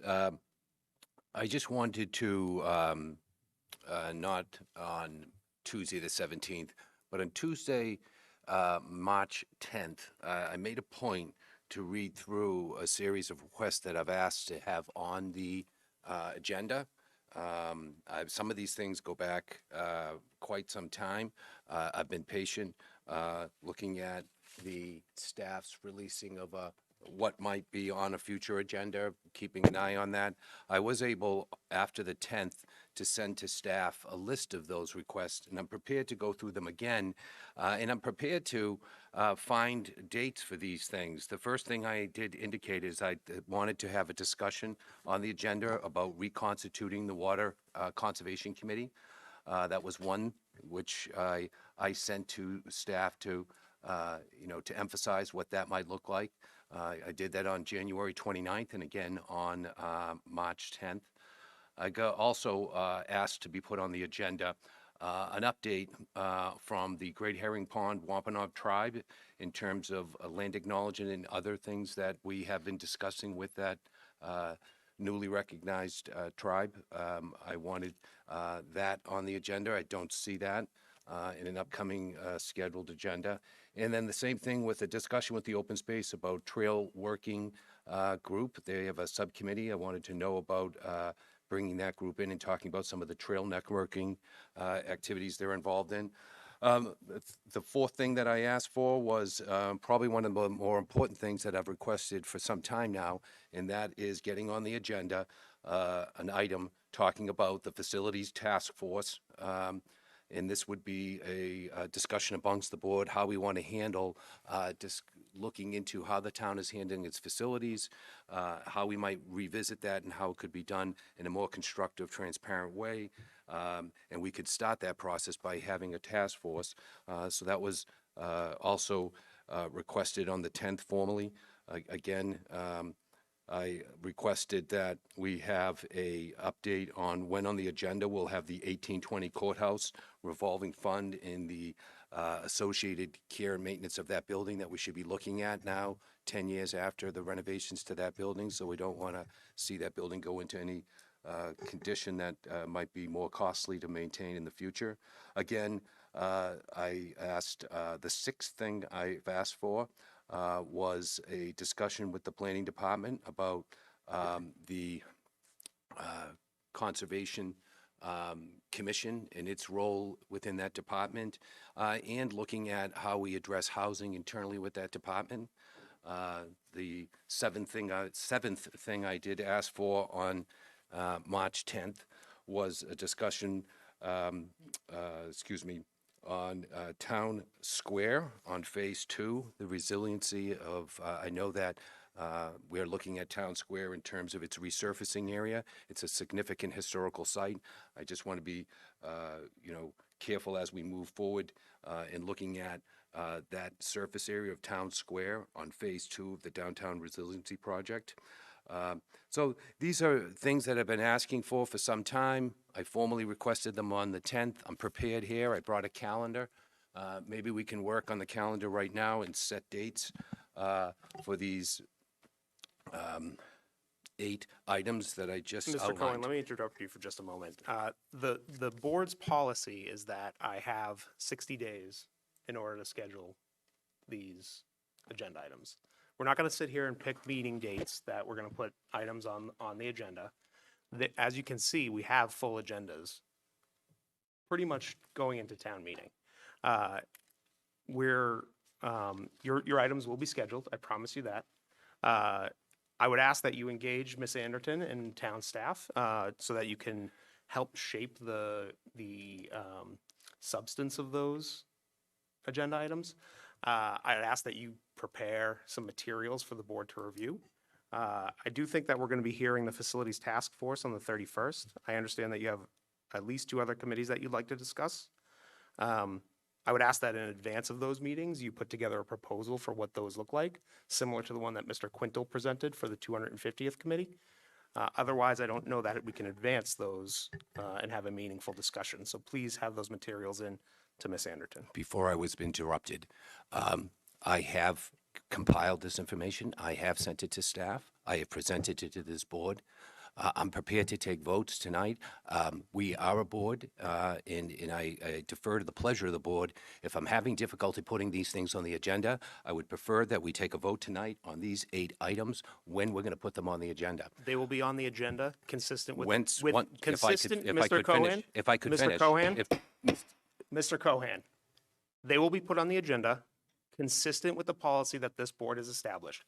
I have 2 weeks from the date that's requested and 60 days to schedule. I have two weeks in which to assign a date, and I have 60 days at which I can schedule them. So that will happen. Mr. Cohen, do you have a follow-up? Not a follow-up. I'm just trying to continue my train of thought. And I have provided staff with this information. I'm prepared to ask for a vote from my fellow board members to move these forward. Yes, they might be a policy, but we as a board have to work together as 5 individuals to find time to put this on the agenda. And I'm prepared to do that tonight because I have waited for months for these things to put on the agenda. I've been patient, and the material has been, the description has been sent to staff, and once these get on the agenda, the supporting documents can be presented to the board for discussion. But I'm looking for a vote tonight. Ms. Anderton, to have put you these 8 items on the board before I'm interrupted again. Have you received materials for these discussion items? I've received descriptions of several of them last Tuesday, I believe, yes. Okay. So we're only talking about 1 week from when you submitted materials, Mr. Cohen. I understand your frustration here, and understand that I too am frustrated. The board has, we reviewed an entire town meeting's worth of articles here tonight. We also heard an update from our master plan. We also got an update on how we are, what the expectations are for reviewing proposed gifts of land to the community. It's not like we're not doing any business here. And many of those were requests, many of the items that we've discussed over the last several weeks have been direct requests from the board. So, what's the point of having a policy if we're going to spend time in this meeting then describing or specifically assigning dates to specific agenda items? What is the point of having a chair of this board if not to organize those agendas? We can't fit it all in at once. When we met, I think 2 weeks ago, there were 18 items that were requested. 18 items. It's very challenging to fit in everything that you folks are asking, and I'm doing my very level best.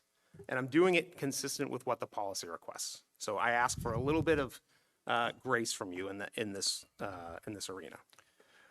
Mr. Canty? Mr. Canty?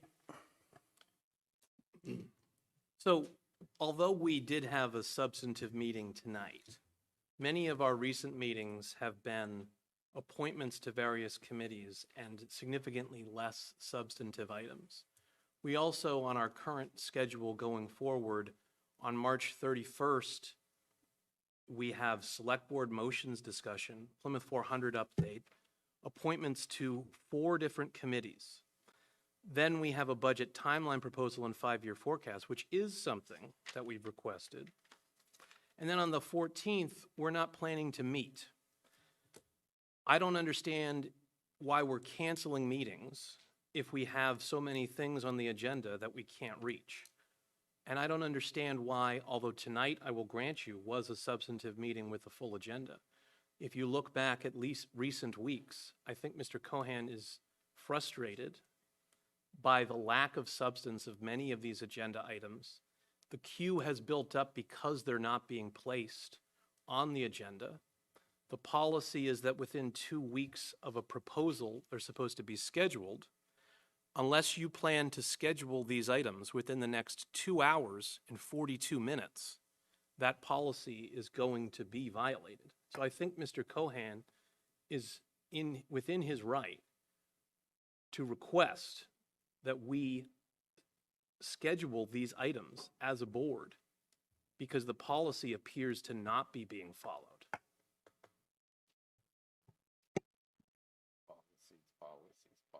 Mr. Cohen? So that's why I had been making note of these requests for some time. I formally made a notion on March 10th. It's 2 weeks later, and that's why not seeing them, I think that we need to put these on an agenda this evening, look at our calendar, look at the availability. We have this date of April 15th that we should be having a meeting. I don't know why we're not having a meeting. There's an opportunity to put things on an agenda. So I was just looking for that from my fellow board members. Mr. Quintal often tells about how important it is that we do work. I want to put these on the agenda so we can have a discussion. You know, I just want I would just like to, you know, defer to the pleasure of the board of looking at our schedule and start putting these 8 items on the agenda, unless there's anything else that the board wants to put on a future agenda. Mr. Brindisi, traditionally, the Tuesday after town meeting, does this board normally meet? Typically, the Tuesday after town meeting, the board takes it off because Mondays, you know, we always reserve Mondays in case we have a second day of town meeting. I'm looking, I'm trying to think if last year, I don't think we met the Tuesday after town meeting last year either. This town meeting is going to be, it has the potential to be fairly controversial. We have a citizens petition article that has generated more interest than almost any other topic in at least my time being involved here in Plymouth town government. That being the ICE discussion. We also have, as we demonstrate here tonight, a citizens petition article that is generating quite a lot of discussion surrounding employee benefits. So I'm concerned that, not concerned, I believe that there's a strong chance that we can go until Monday night. That is why we do not have a meeting scheduled for Tuesday, April 14th, and no other reason. Mr. Cohen? So then let's find another night. As Mr. Quintal has indicated in this board members, I'm willing to work another night to get these items on the agenda and start doing some work and moving the town business forward. I ran for office. I had priorities. I have heard you, I've asked Mr. for these Cohen. things to be put on the agenda. They will be scheduled. Yeah. Well, we have a policy. Yep. That we're going to adhere to. On March 10th, I requested these, and they're not on the agenda, so we have 2 hours to do it. So we need to look at the calendar now and start taking votes to put this on the agenda And I will to sit adhere down to with our Ms. policy. Anderson as soon as this meeting adjourns, and I will schedule those items. Well, I think why can't we do that right now as a board? I will do What, that. what is as stopping soon this as board from as soon as adhering this to that meeting ends. policy? Mr. Cohen, are you making a motion? I am making a motion. What would that motion be? Motion would be to look through the calendar and put these 8 items on the future agendas. I would second that motion. Discussion? Mr. Canty? These items were duly requested at various times, several before 2 weeks ago.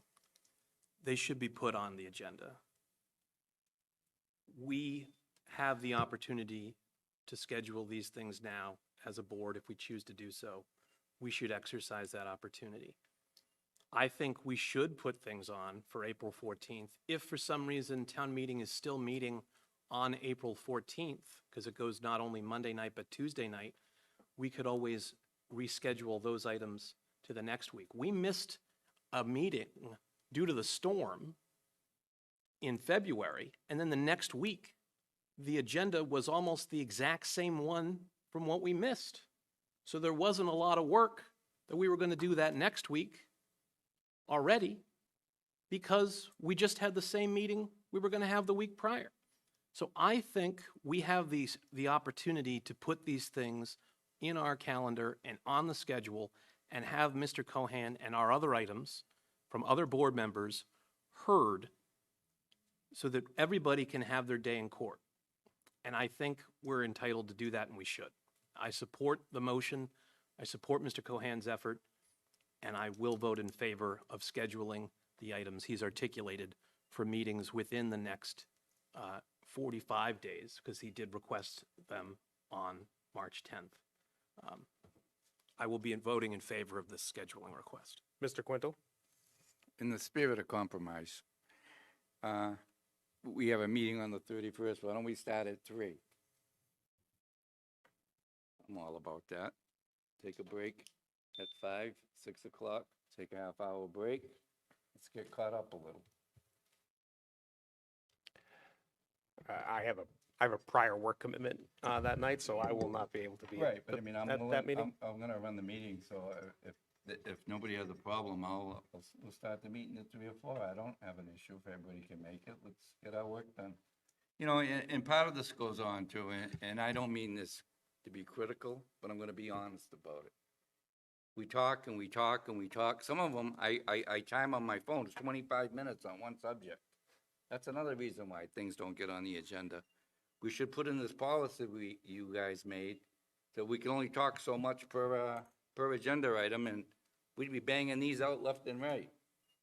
It's just my opinion, but I'm more than happy to come in early on the 31st in spirit of compromise, put some things on, one's on already, and then we can all be happy and move along.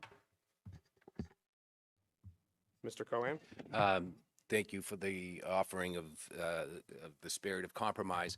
But I do believe that the select board should be, as the executive board making these decisions, should be meeting in a manner which is reflective of the capacity of the residents. People are going to work, they're coming home, they're having dinner. I prefer that we don't meet in the middle of the day when people are busy and unable to participate in these meetings and attend these meetings and come to our public comment.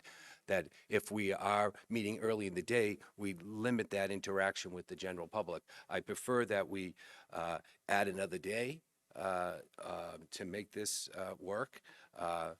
So that's my compromise, is to find another day. I don't mind working 2 days a week on this board to get these things on the agenda so we can have a discussion. I'm not even I just want my day in court, as they say, on these matters that I've been asking for some time, and I'm prepared to ask for those dates now. 2 weeks you've been asking, 2 weeks. Some of them go back before that.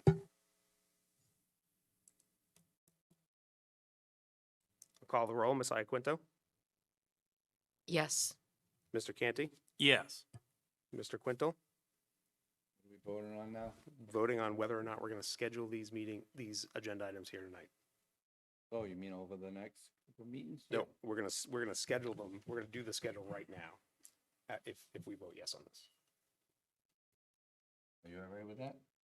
It's your vote, sir.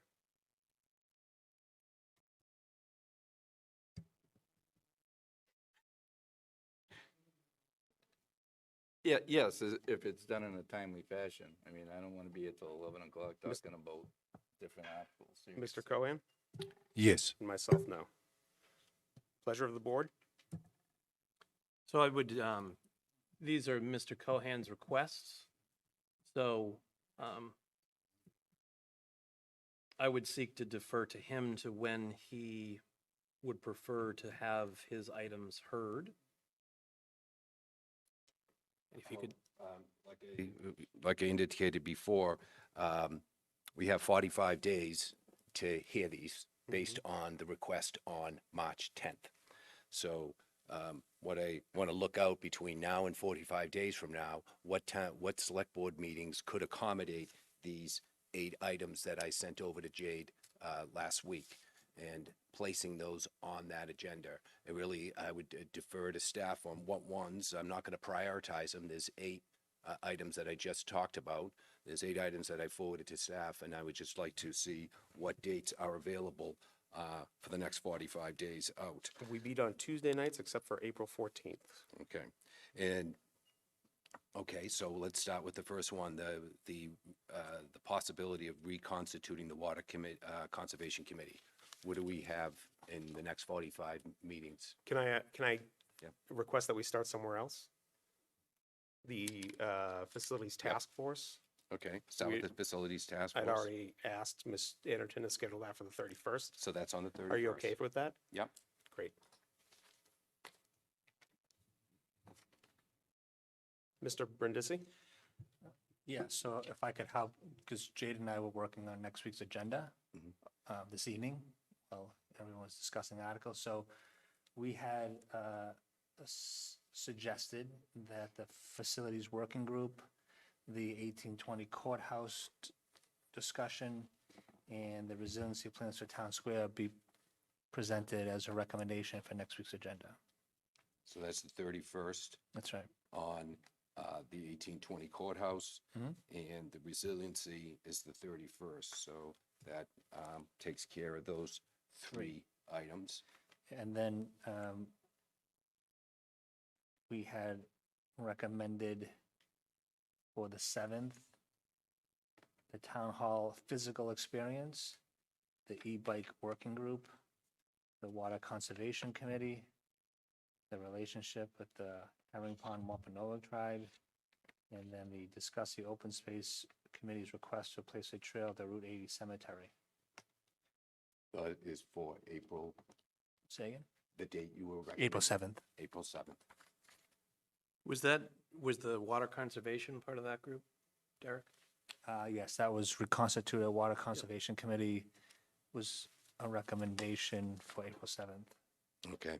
And there was two remaining items, and that was the discussion of the Planning Department in the Division of Housing, Affordable Housing, this idea of looking at the Planning Department and how it addresses housing and how we can make that more efficient, that item. And the second item the only remaining item would be the item about the Conservation Commission, talking about the Conservation Commission and how it functions in Town Hall Yeah, currently. and I think those two align nicely with each other. If we could delay that until towards the end of April, Okay, given my discussions of a proposed reorg, I think that would fall nicely with those conversations. so you're looking at April 21? 21? Okay. Is that okay, Jade? Okay, thank you very much. I appreciate that. Cooperation from my fellow board members, getting those things on the agenda. Other old business? Mr. Canty? So I will recite ones that I have and see if they have dates, since you've been working on them. I will defer and I will allow the process to play out for them to be scheduled if they haven't. But the first one I had inquired about was the nuclear host community litigation related to dry cask storage. That was a potential executive, so I know that's a little differently situated. Does that have a date yet, or? It doesn't have a date because we have two time-sensitive executive sessions coming up. Jade, help me out. April 7th, we have two executive sessions that evening. Right, and then we have another executive do we have one next week?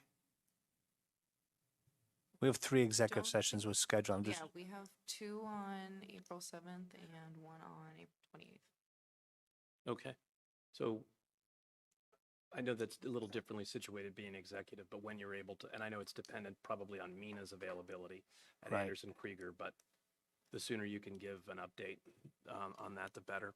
okay, yeah, we can talk to Mina, see when he can dial in. Discussion about making the Phil an orchestra in residence at Memorial Hall. Is So that- we had a meeting, Commissioner Brady and I had a meeting with field representatives last week. So I guess the question is, do you want us to continue those discussions before we come back publicly to talk about this, when we have more of a finalized agreement with the Phil folks?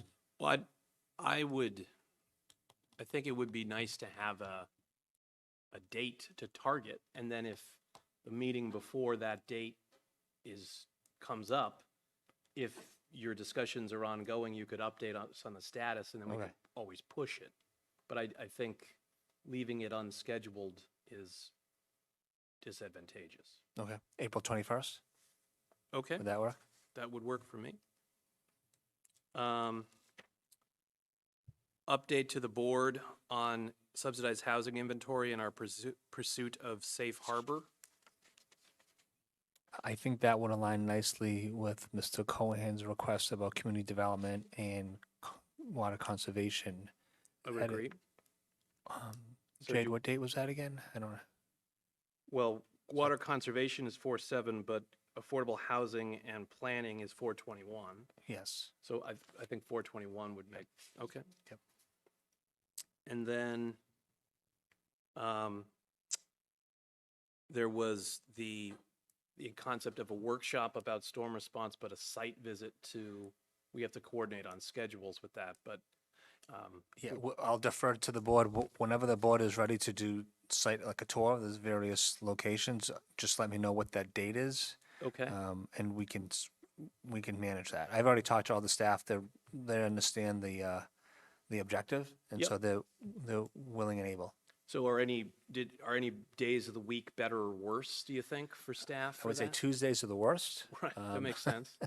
Probably, I would say middle of the week, Wednesday, Thursday are probably best. Okay, so perhaps like tomorrow, Ms. Anderton could reach out to us about our mutual schedules with that in mind, and we could arrange with our day job schedules when we can take the time to have that site visit so that we can be informed about that. And last we discussed, obviously visiting the EOC, but also visiting the DPW. Yes, yes. Are there any other locations? I'm just thinking for timing purposes. Well, I was primarily interested in, in the DPW and viewing the equipment, and then Mr. Quintal had suggested going to the EOC, because I had talked about a police and fire response, but I would agree with Mr. Quintal's adjustments to that the EOC would be a good nexus center where we could get police and fire talking about what they do while there, and while also Okay. checking out the facility. So to me, DPW site visit and EOC site visit. So I'm ballparking, so 60 minutes at the DPW, 30 minutes to travel, Yeah, grab a coffee, and then get to the EOC. And then Right. another, say, hour at the EOC, so we're looking at a 2.5 hour block, maybe 3 hours. yeah, thereabouts. Alright, Yeah. Okay. Yeah, we can arrange that, 3 hour block. Okay. So we can go through that one on the morrow, but, okay, Okay. thank you. Yep. Other old business?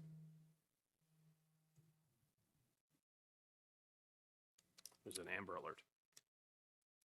Is there a motion to adjourn?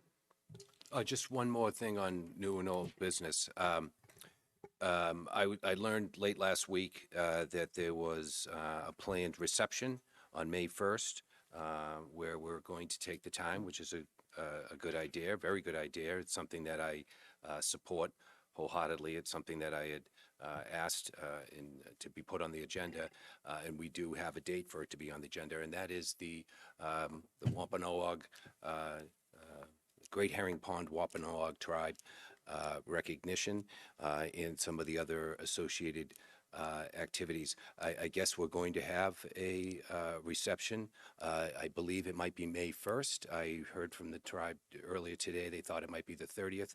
I think there might be a little bit of confusion on that date. I'd like to propose that we put together a reception committee made up of board members, so that we can work all together on this unique event. It's something that I'm pretty passionate about. I'd like to see what the pleasure of the board is in terms of having a reception committee put together to work on this event that's proposed either for May 1st or possibly April 30th. I'm not sure the exact date. I know a couple of dates were being bounced around, but I think that would be a nice way to make sure that we have a very nice event. I think we are leaning to April 30th. April I'm 30th? like 99% sure that we've locked that in. All right. April 30th, That's what I probably was beginning hearing. at 5 p.m. Mr. Quintal and I were already working with staff on this. If we establish a committee, any discussion that committee will have, a committee beyond just Mr. Quintel and myself, that committee will need to post meetings in order to discuss anything. Well, I would like to put together a working group, a committee, whatever you would like to say. I would like to participate in working on that reception, and I would like to be part of that process. I just learned of this late last week, and I want to make sure this event is a positive event. It's something I'm passionate about. I'd like to participate in that process. I know that Mr. Quintel and you are working on that. I just want to offer my services in working with you on that, so that that we can have the best possible event we could plan. Mr. Canty? That, while I do support the idea of the reception and what it's looking to do, it was initiated by requests from myself and Mr. Cohan to advance that initiative. So I do think it is important that at least one of us is involved in that planning process. And I think, you know, Bill has been a strong advocate for that process. So I don't know if perhaps Mr. Quintel and would consider, in the spirit of compromise, letting Mr. Cohan fill the space and work with Mr. Golden and staff in regards to the planning, so that Bill can participate on the request that him and I made and effectuating that. That could be a halfway point between what is currently being done and what Bill is requesting. Not to split hairs, but you folks requested to have a discussion on the land acknowledgement. The discussion about having a reception that would memorialize at the town level the recognition by the state that the Herring Pond Wampanoag are a historically significant tribe for Massachusetts was something that evolved from discussions that Mr. Quintel and I were having with Melissa Ferretti, the chairwoman of the tribe. Mr. Quintel is free to excuse himself from that, but I would like to continue having the discussions that I've been having with the tribe and staff. Or we could form the committee. You know, it was just, my thought process there is, yes, I did make an application that we open up this line of communication. It was told to me that you and Mr. Quintel would engage the community, which I supported, and from that came this thought process, and I want to participate in it, and I'd like to serve in some capacity to know how the committee, how the event planning is going. I'd like to participate in that process. So that's what I'm requesting now. However, we accommodate the three of us working on that together. I would suggest that you sit down with Ms. Anderton outside of our meeting, but I leave it up to the pleasure of the board. Well, I would like Mr. Cohen to have the opportunity to participate. I will speak for myself. I found out about the meeting or the reception last Friday, and it was news to me. So it just seems like we have been excluded from the talks here and the conversations here in a way that is surprising. And I think Mr. Cohen is just looking to be involved in it. And I would ask that he be, whether that is forming a committee to do that, or whether that is taking the place of someone currently working on it so that it doesn't need to be posted in the way you're outlining. I think it's important that the people that make the request be involved in how that request evolves, and that has not happened so far. I'll just say this. I have no problem with you being involved, Mr. Cohen. You are free to come and talk with staff. You're free to ask me questions. You're free to provide advice. You can talk about it here in this meeting. You can talk about it offline. There's nothing preventing you from being part of the process at this point in time. I reject the notion that you're being blocked from the conversation, Mr. Canty. In the aftermath of our meeting, which I think took place in December, I announced at this meeting in an open session that we were working on two initiatives. One of them was this reception, and one of them is another potential item coming before the board, and that is a land lease or license, which we'll discuss in a future meeting for parcel down at Hedges Pond. Those items will be coming in front of the board. They already have been telegraphed to the board in prior meetings. If you want to be involved, we're here to talk. Well, Bill wants to be involved. I think I made that clear. Maybe it might be, in a spirit of compromise, something to the effect of a host committee, where the three of us serve in this capacity to put this event on. I think that is the simplest way to do it, and we stay in contact, communication with one another, working on this together. In the spirit of compromise, in the spirit of the guiding principles and working together, I propose that. I have no problem, but again, if we establish a committee, we're going to have to post meetings. So I'm leaving it up to the pleasure of the board, how you want to move forward.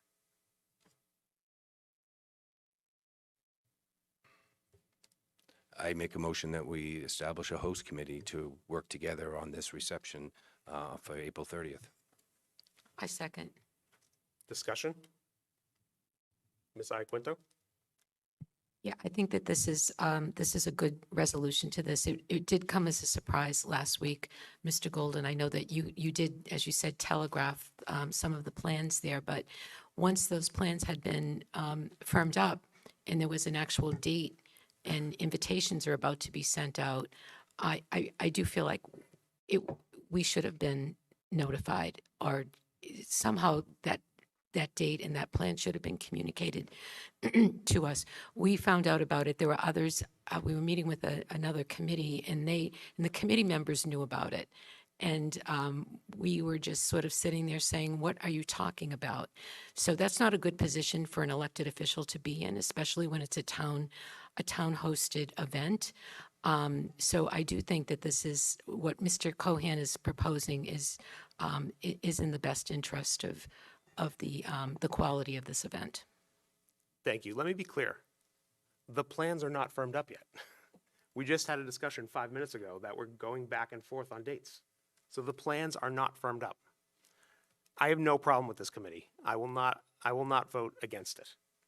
I'm perfectly fine with it moving forward. But the way that this board is framing this is just laughable.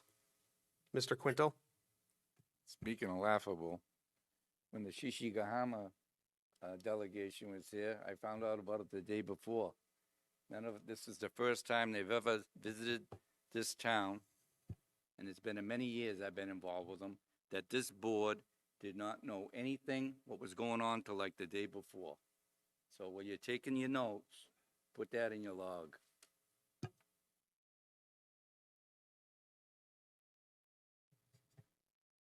Mr. Cohan? I made my motion to form a host committee to address this. I think working together will be a benefit to the town, all of us. So I support that as a yes. Mr. Quinto? Yes. Mr. Canty? Yes. Ms. Iaquinto? Yes. And myself, yes. Other old business? Well, are we going to appoint the members of said committee? We've created the committee. This sounds very much like we're going into open meeting law violation. Mr. Brindisi? Yeah, I would say anything that hasn't been listed on the agenda, there shouldn't be any votes taken.